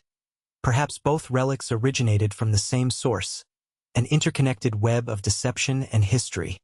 Che expressed heartfelt gratitude, acknowledging Bayu's excellent work down below. The young hero responded humbly, emphasizing that his actions were purely motivated by loyalty to a friend and by a fundamental duty to challenge falsehoods. He believed that no man should be left in the dark, deceived by shadows of lies. From his pocket, Che pulled out a card, his personal business card, and handed it to Bayu. The elder explained that, moving forward, Bayu could call upon him whenever help was needed. They had now become more than mere acquaintances. They were like a family. Bayou's spirits lifted at the realization of his new connections. He understood that, with influential allies in his corner, his power and options broadened considerably. He calculated, with a strategic eye, that he had earned significant rewards, 50 million yuan for the double-star sword and 10 million for the divination service. Additionally, the friendship of the old Che meant more than any material gain, especially considering he had managed to destroy an artifact valued at around 1,300,000,000 yuan. These achievements solidified his resolve. The next step was to assist Wang. Early the following day, Bayou found himself in his vehicle, pondering Wang's predicament. Deciding to split a portion of the proceeds from the sword sale, he chose to divide 10 million yuan with Wang, eager to see whether the older man would reject his offer. As he reached a bend in the road, Bayou saw Wang, an elder with a distinctive presence, being forcibly led away by several men. Alarmed, the young man immediately suspected that Wang was being kidnapped. The system's probability indicator, set at 75%, confirmed his suspicion of abduction. Without hesitation, Bayou decided to follow the kidnappers, understanding that his brother-to-be's safety was more important than anything else. They sped through the city, trying to shake him off, but Bayou kept his distance, determined not to lose sight of them. As they moved swiftly, the system updated, estimating only a 12% chance that the kidnappers might demand a ransom. Still, Bayou's instincts told him that they needed to act quickly. His inability to contact local authorities, his phone rendered useless by a signal blackout, added urgency to his mission. He questioned the system about the interference, learning that there was a high probability, about 95%, that the signal was intentionally being blocked. Bayou pondered how this could be achieved, and the system, with a 37% chance, suggested that rescuing Wang was feasible. Confident that no obstacle could stop him, Bayou pressed on. He proceeded to interrogate the system further, gathering details. The approximate time when the patrol guard would pass a certain doorway was just a few seconds away, and a right turn would place him near a window suitable for a quick escape. The system had even built a detailed map of the layout, assisting in his infiltration. Instructions abounded. After the guard turned right, in approximately 30 seconds, he would be at a location with an accessible window, ideal for the rescue. Meanwhile, the captors had captured Wang, an eccentric elder with a noteworthy reputation, who was suspected of possessing a legendary sword, the 7-star sword, which might have connected him to the recent thefts and Ken events. The kidnappers had struck swiftly, silencing him with a sock stuffed into his mouth before dumping him into the makeshift cell. Bayou, watching through a surveillance feed, appeared at the open window, gently removing the sock and whispering instructions. Wang, confused and bewildered, asked how Bayou knew he was there, whether he had tracked him or if he was part of the kidnap gang. Bayou clapped him gently on the shoulder, reassuring him that his presence was to save him. Wang, struggling to understand, explained that he was caught by surprise, attacked and tied up before he could react. For now, Bayou thought what mattered was extracting him from this predicament. He urged Wang to get up, but the elder, injured and sluggish, responded that he was unable to move. Recognizing that Wang was too wounded to run, Bayou suggested that he stay behind and hide while he planned their escape. The young hero's mind raced. He valued their camaraderie, but he also knew that survival was more urgent than loyalty right now. He asked Wang to persevere, promising to get him out. Wang, grateful yet resigned, responded that he appreciated Bayou's help, especially regarding the legendary sword that had brought so much trouble. As they prepared to flee, Bayou devised a plan. He considered the risks carefully. Every second counted. His mental map and the system's guidance told him that the quickest route would involve slipping through a nearby alley, timing the movements of patrols, and using the cover of shadows. He moved cautiously through the corridors, noting that the main guard would pass in fewer than 10 seconds. As he approached a narrow hallway, his heart pounded. He knew that he had to stay silent. The system's voice provided real-time data. After the guard turned right at the junction, Bayou had roughly 30 seconds before he would be out of sight. The young man waited patiently, eyes fixed on the passage. At just the right moment, he slipped past the guard's patrol, holding his breath. In the dim corridor ahead, he faced a choice. to proceed through a corridor he had never explored, or to find an alternative route. The system indicated that taking the less familiar path, about a 72% probability, would be more secure, especially since past experience showed that the main routes were heavily monitored. Confident but cautious, he decided to trust his instincts and the system's advice. Meanwhile, the adversaries had begun to realize that Wang was missing. Panic spread among their ranks. They believed Wang was either dead or had escaped through the window that they had failed to secure tightly. The kidnappers, already agitated, started to suspect that Bayu had infiltrated or perhaps knew more than he let on. Their frustration grew as they hurried to secure the exits. Bayu and Wang, hiding behind a large box, waited silently, their hearts pounding. Suddenly, a new threat appeared. A mysterious observer watching their movements through security cameras. This figure, cloaked and calculating, was assessing the situation carefully. Bayu was introduced to an unnamed individual by another person, who claimed that the observer was responsible for sabotaging his recent business ventures. The mysterious figure's voice was cold and calculated. He distinctively accused Bayu of destroying the 7-star sword and the 9 dragons vase, artifacts of immense value and significance. The person who seemed to be part of the military or intelligence apparatus mentioned that, despite appearances, Bayu was not an ordinary individual. The true challenge lay with the elder Che, an influential figure with substantial power, whose involvement complicated the situation further. The military observer questioned whether Bayu and Wang could handle the complications, suggesting that arresting Che might seem tempting, but it would thwart their entire plan. The military man warned that capturing Che would ruin their progress, emphasizing that the elder had seen through all their schemes and had used Bayu as a pawn to break the vase, a move designed to shift blame and destabilize their operations. Meanwhile, Bayu's mind was focused on escape routes. He quickly calculated that options were limited given the circumstances. He considered the possibility of taking a shortcut, another route that, according to the system, had a success probability fluctuating between 37 and 40%. The plan was to head toward the door through which Wang had entered earlier. As they approached, the success rate as projected by the system increased with proximity, reaching up to 28% at the final approach. However, chaos struck suddenly as the massive door to the main hall slammed shut, trapping them momentarily. Officers shouted that the duo was standing perilously close to the gate. Bayu's systems intervened, warning him that the chance of escape was only about 3.4% if they remained in that position. The window for a perfect escape was closing rapidly. His mind raced, searching for alternative paths, hints from the system flashing in rapid succession. Every detail, every corridor, every moment of opportunity. He knew that a direct approach could be risky, but hesitation was lethal. Bayu decided to trust his intuition and the guidance provided by the system, reckoning that the best course was to move swiftly through the narrower alleys, sticking to cover. Less than a minute later, they found themselves at an intersection, where they debated their options. Continue straight, turn left or right, each choice steeped in uncertainty.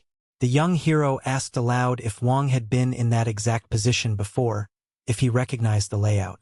Wang, still shaken, admitted his unfamiliarity but questioned why Bayu was so sure of the way. Bayu, with a confident smile, claimed his talent in divination, a skill that often saved him in moments like these.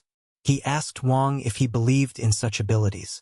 Wang, surprised by the assertion but hopeful, nodded slowly.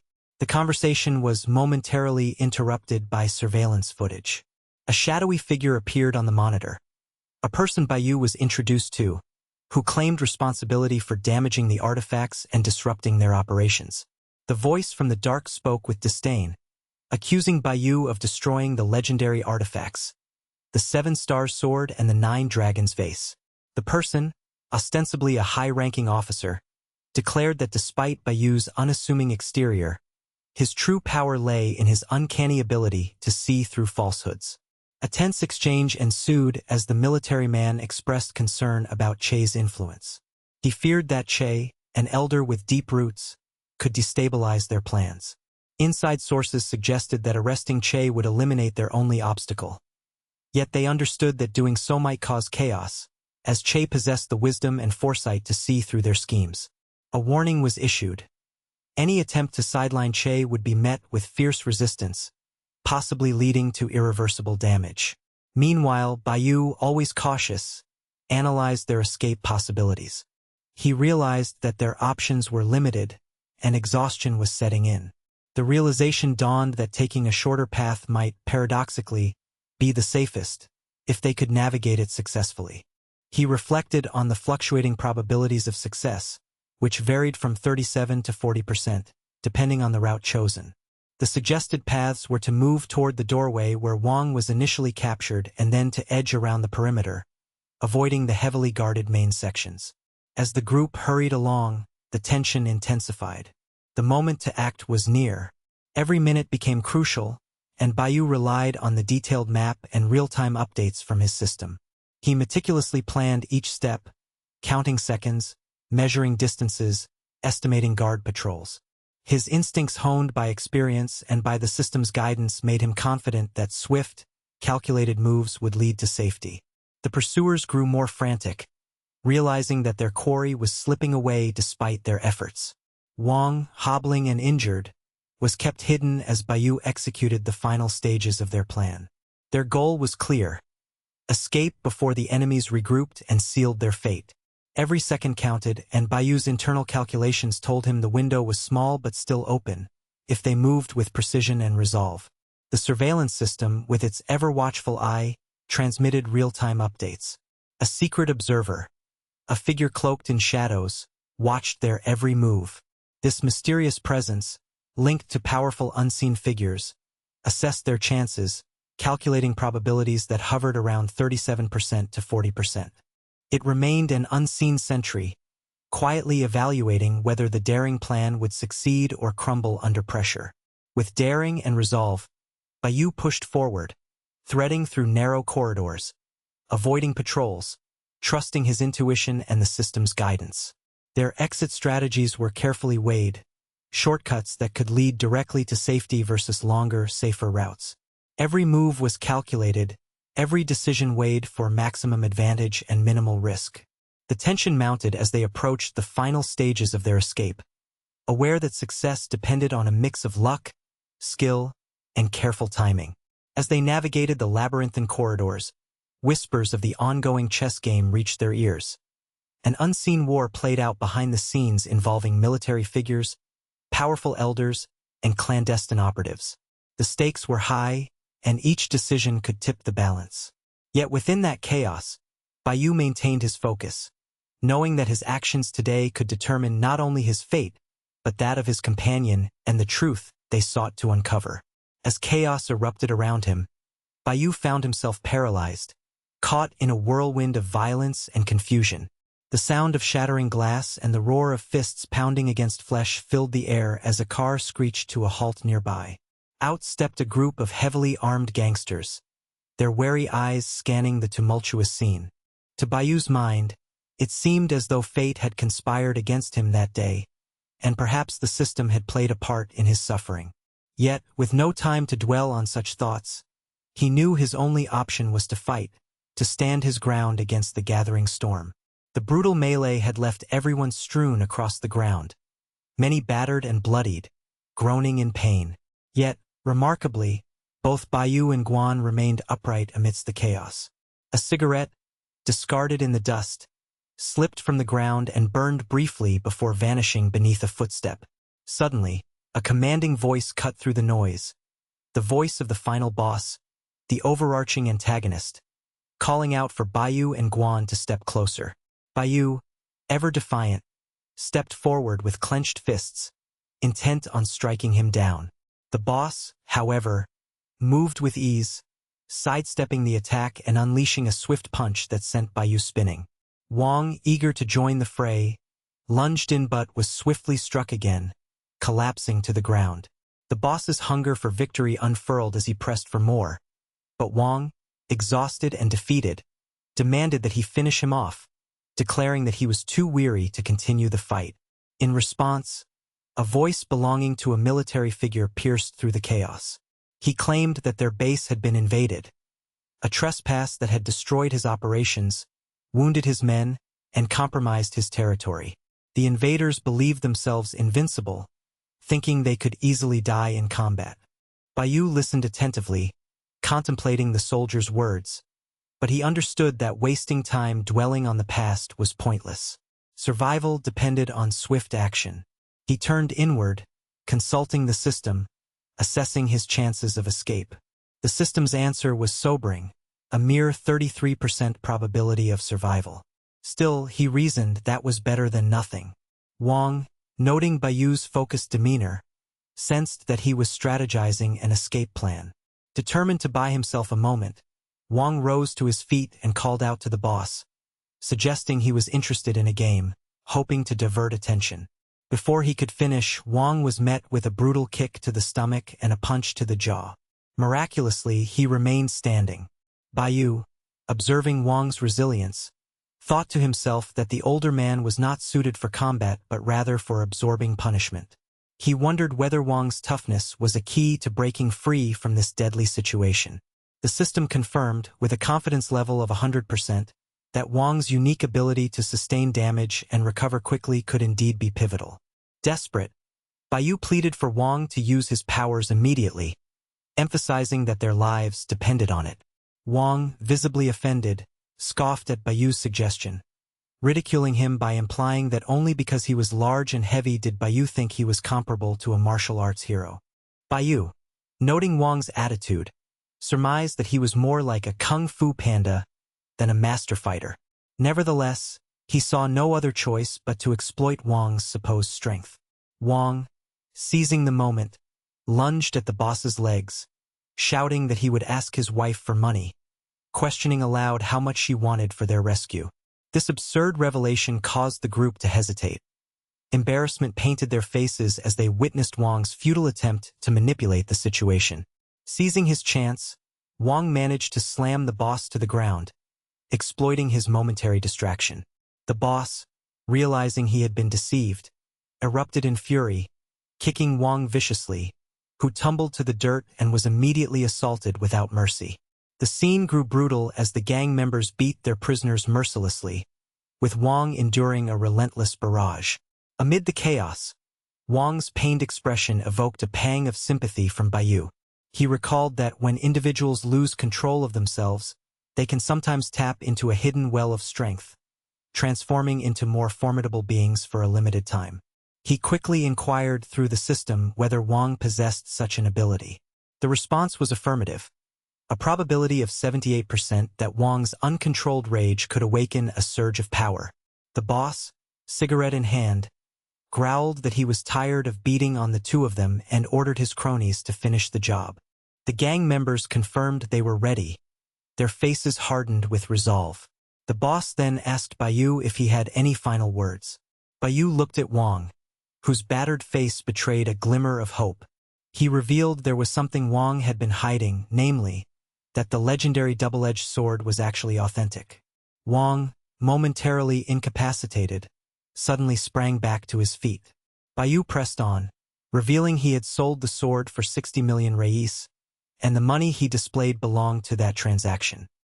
He disclosed that he had confided to old Che that Wang's artifacts were counterfeit, and that the old man intended to make Wang vanish from the scene. Baiyu also remembered Wang's 7-star sword, asserting that it truly belonged to him, and accused his friends of deception. The overweight man, spewing with rage, declared his intent to kill Baiyu. At that exact moment, Wang, alien to the ongoing conflict, engaged 3 enemies simultaneously, delivering a swift punch to one's stomach. He threw the opponent into a nearby gate, causing him to collapse in defeat. After this burst of energy, the overweight man simply collapsed, unconscious. Meanwhile, Baiyu, still wearing part of his shirt as padding to soften the impact of the blows, thought grimly that he would have perished at Wang's hands if not for that improvised protection. He moved Wang into a vehicle, commenting that the man was quite heavy, yet he knew he needed to understand who these enemies truly were before proceeding. The man from the military, lying on the ground, muttered that they would meet again at the hospital, hinting at ongoing troubles. Old Wang, his face wrapped in bandages, grumbled about narrowly escaping death during the chaos. Baiyu responded that, if not for their escape, death would have been inevitable for all of them. Wang, eager for clarity, asked whether what Baiyu had just said was true or false. Baiyu explained that, apart from the double-edged sword, everything else had been falsehood. He swore he would keep his promise, that half of the proceeds from selling the sword belonged to Wang. He vowed that betrayal would cease and that he would become Wang's business partner, promising a future of loyalty and mutual benefit. Wang, overcome with emotion, called him a liar but begged him to trust, insisting he would not deceive again. Their conversation was suddenly interrupted by Wang's reminder that Baiyu had previously promised to teach him divination. Baiyu responded that, judging by Wang's performance, it would be difficult to teach him anything. Wang, unwavering, insisted that he did not care about difficulty, emphasizing that Baiyu now owed him a responsibility, that their bond was more than just business. He implied that Wang deserved some reward for enduring their alliance. Baiyu considered this, thinking that Wang's focus was on material gain. The overweight man then raised his arms, declaring that the antique circle he sought would be his, though he soon felt a painful sensation in his arm.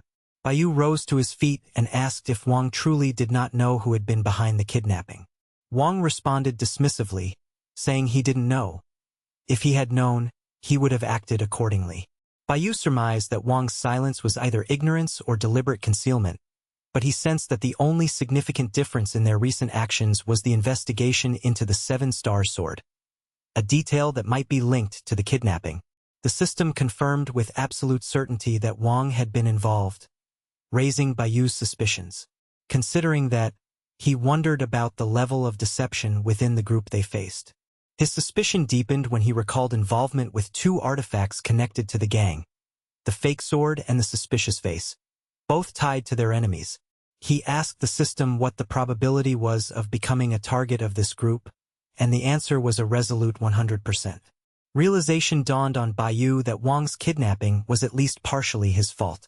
The system rated the probability of his own involvement in the incident at 60%. Baiyu understood that, given his current strength, opposing this formidable group directly would be perilous. His best option was to hide, to vanish without trace, and wait for a more opportune moment to strike. Wang, regret evident in his voice, apologized for dragging Baiyu into this deadly web of conspiracy. Yet, deep down, Baiyu knew that their next moves had to be meticulous. Trust was fragile, and betrayal always lurked in the shadows, ready to strike when least expected. The stakes were higher than ever, and the path ahead demanded both cunning and caution. As the dust settled, Baiyu's mind raced through all that had transpired. The confrontation had revealed secrets, forged new alliances, and exposed old betrayals. Each step forward would require vigilance, strategy, and restraint. Though the road was fraught with danger, he understood that survival depended on understanding his enemies, leveraging his strengths, and meticulously planning his moves. There was no room for recklessness or hesitation. In the aftershocks of the chaos, the realization of the true enemy's power grew clearer. The truths uncovered pointed to a deeper web of deception, a complex network of lies and betrayal that spanned beyond what he had initially imagined. To confront it, he would need more than mere fighting skills. He would need wit, patience, and an unwavering resolve to uncover the full extent of the conspiracy before it consumed him. The shadows lengthened around him, whispering of danger and opportunity alike. With each passing moment, Baiyu's resolve hardened. The fight was far from over, and the path ahead was uncertain. Yet, he knew one thing for certain.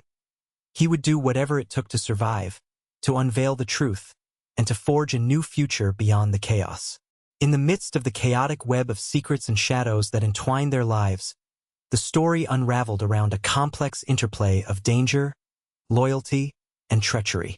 The young protagonist, whose mind was both sharp and burdened with the weight of recent events, reflected on the tangled circumstances that had brought him to this precarious point.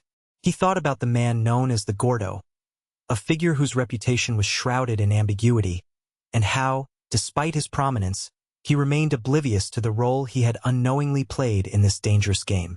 The Gordo had no idea that it was he who had inadvertently dragged everyone into this labyrinth of trouble, Yet now, the young man stood firm, determined to protect his friends and find a way out of the peril. Right now, a renewed sense of camaraderie and loyalty had begun to take root within his circle.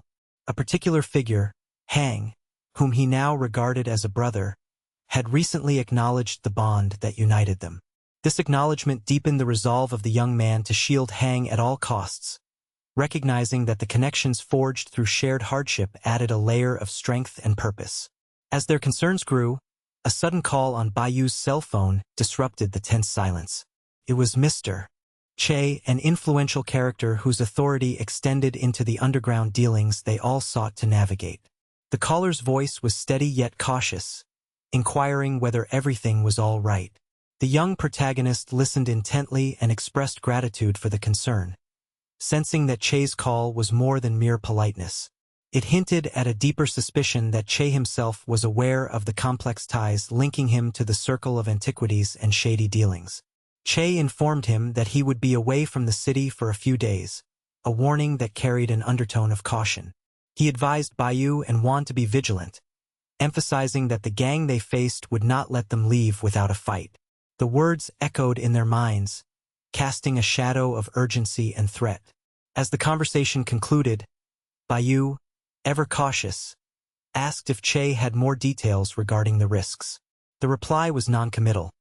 The situation remained unclear but was undoubtedly dangerous, given the long and colorful history of the group involved. Che warned them to stay alert, promising they would talk more once he returned. The young man expressed appreciation, understanding that regardless of their desire to avoid conflict, sometimes the reality necessitated taking the offensive. Wang, always more relaxed, commented that Bayu seemed to be communicating with Che as if they were friends who saw no immediate threat. He suggested that perhaps they could afford to be less cautious because the old gang appeared to be off their trail. Yet, the young protagonist paid little attention to Wang's confidence. Deep down, he knew the situation was more complex. His thoughts drifted to how he had initially stumbled into this mess and whether he could have avoided breaking the Nine Dragons vase, an artifact of great significance. The scene transformed dramatically, shifting to an isolated house where an army officer was engaged in a tense conversation over the phone. The officer discussed the importance of Senor Che, an older, respected figure in the underground antiquities circle, and the unsettling investigations that had recently surfaced. The officer's tone was cold, calculated. He stated that to prevent any suspicion, they must eliminate Bayu and Wan, who were increasingly becoming a thorn in their side. He mentioned that another member of their organization, a figure with a certain authority, had plans to use the traditional methods of their ancestors to deal with these young men. Hints of impending violence hung thick in the air. The officer revealed that everything was set in motion, and within a few days, their plans would unfold. Meanwhile, on the streets, Hang appeared masked, nervously prowling, his eyes darting around as he worried about lurking assassins. Bayu's irritation boiled over as he questioned Hang about the Gordo's apparent naivety, mocking his assumption that anyone would work as a hitman in broad daylight, especially when the risk of being caught was so high. Even amid his fears, Hang insisted that both he and Bayu should hide until Senor Che returned, an idea that didn't sit well with the protagonist. He knew that waiting passively was no solution. The threat was immediate, demanding them to act decisively. Wang, alert to the seriousness of the situation, questioned Bayu's reckless desire to confront their enemies once again, recalling how cruel and ruthless those adversaries had proven to be in the past. Wang's tone was tinged with caution, warning that the only way out of this would be to gather enough intelligence before striking back. Bayu, begrudgingly understanding the logic, challenged Wang's pessimism and reaffirmed that their first goal was to obtain crucial information. He decided to meet with a contact located in the northern part of the city, someone well-informed, reliable if properly incentivized. The protagonist consulted the system they had at their disposal, asking whether venturing to this contact would aid their efforts against the fraud syndicate they suspected. The system responded positively but warned that the informant wouldn't provide specific details on the criminal network itself.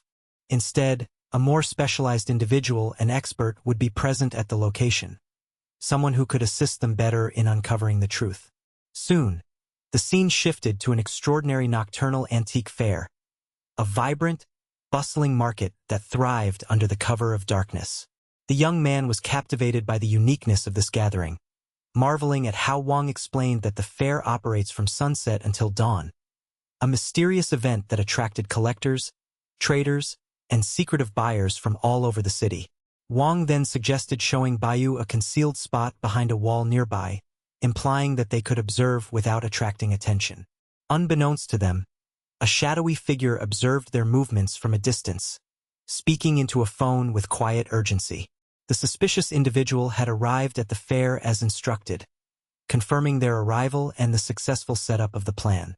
This person's voice was calm but firm. He had completed the task assigned to him, an accomplice promising a handsome reward of 100,000 before long for spreading rumors to tarnish Wang's reputation. His words carried a sinister undertone, indicating that causing chaos within their adversary's camp was part of a larger scheme. Meanwhile, another mysterious man kept watch from beyond an alleyway, silently observing the suspect's departure. The atmosphere thickened with tension and uncertainty. Inside the fair, the Gordo, a boastful character, relished in recounting his reputation. He claimed that everyone knew him and that he had conducted numerous successful transactions within this underground marketplace. His confidence, however, was undermined when he attempted to greet two traders, only to be ignored with an expression that radiated disdain, leaving him puzzled. Baiyu, observing the slight, sarcastically remarked on Wan's supposed good standing. Wan tried to explain that he had simply mistaken some people, asserting that the shops he frequented were well known. He suggested that they head in that direction to gather more information. Their casual conversation was cut short when a man sitting nearby, who was smoking and chatting on his phone, paid them no mind. He simply told Wan to take whatever he wanted, showing no interest in the Gordo, and addressed him as brother, with an approachable smile.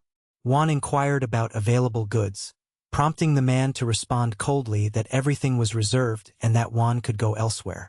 The Gordo's irritation grew as he accused Wan of being under the influence of medication, feeling that he was being treated dismissively by someone who was supposed to help. The exchange quickly turned hostile. Wan retorted aggressively, telling the Gordo not to bother him and refused to sell him anything. They exchanged intense gazes, a silent confrontation of wills that lingered for a moment. Sensing that something was wrong, Baiyu cautioned Wan to be observant, urging him to scan their surroundings. The young man's instincts kicked in, and he realized they had walked into a trap. The surroundings suddenly became hostile, and the traders surrounding them began shouting, pointing, and jeering. They returned quickly to their disguises, hurriedly retreating toward a nearby alley. Yet, even as they fled, Baiyu couldn't shake the feeling of growing danger. The signs of an ambush were unmistakable now, and he realized that their enemies had set a trap, possibly even luring them into an alley where they would be surrounded. Moving swiftly, the protagonist ordered Wan to keep watch and scan their environment. His instincts proved correct. Everyone around them was watching, and they were visibly trapped. The realization dawned that their opponents had engineered a trap meant to capture or harm them. Desperate, they hurried toward the alleyway, pushing through the crowd with caution. As they entered the narrow passage, the realization of the situation hit them. Every step they took was a step deeper into danger. Revealed in the aftermath was a group of traders and accomplices who were discussing Wan's involvement with Senor Che.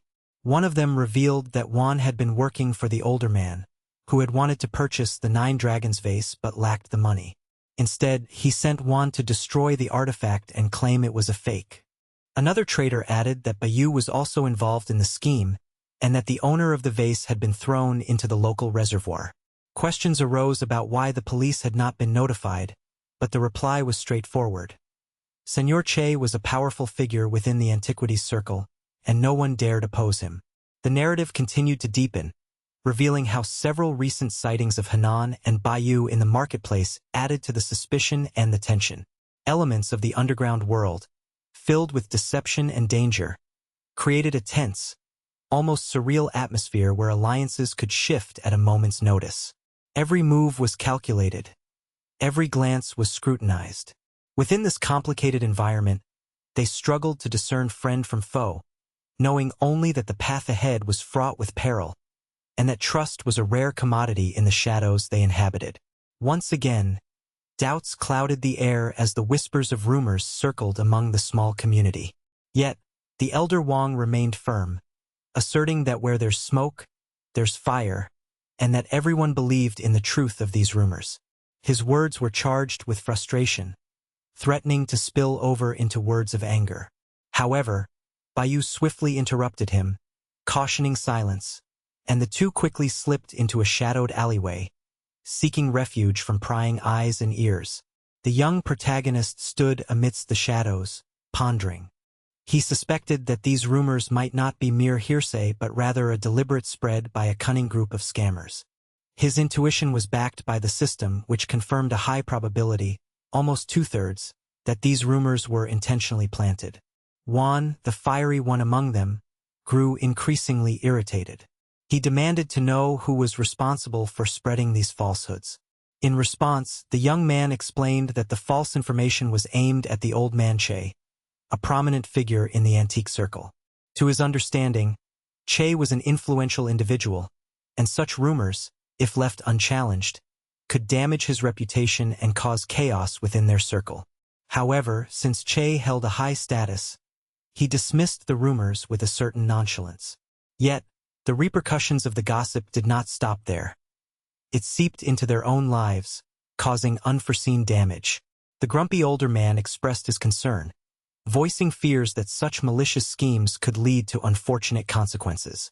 Bayu concurred, acknowledging that it was a sinister plan designed to destabilize their community. Fortunately, they had intercepted the troublemakers in time. Wang, ever the strategist, asked how they might track down the origin of the false reports. Bayu replied confidently that there was no need for endless searching. Instead, a noble individual would appear at the upcoming night market to assist them. The others looked at him in surprise, eager to learn more. When asked about the appearance of this mysterious helper, Bayu admitted that he did not know how the individual looked, but he emphasized the crucial task was to find that person when they arrived. Suddenly, the figure of old Juan vanished from sight. Yet, shortly afterward, Bayu spotted him engaging in negotiations with a merchant. The merchant seemed impressed by Wang's discerning eye as he displayed a peculiar box made of Dina sequin organza, a box shrouded in mystery and said to contain secrets that could not be unlocked. The merchant declared the box was valuable, offering it for 30,000 units of their currency. Ominously, he explained that its contents remained concealed for a reason. Juan, eager to get a better deal, tried to bargain, proposing a price of just 3,000 units. The merchant hesitated, seemingly reluctant to part with the mysterious artifact at such a low price.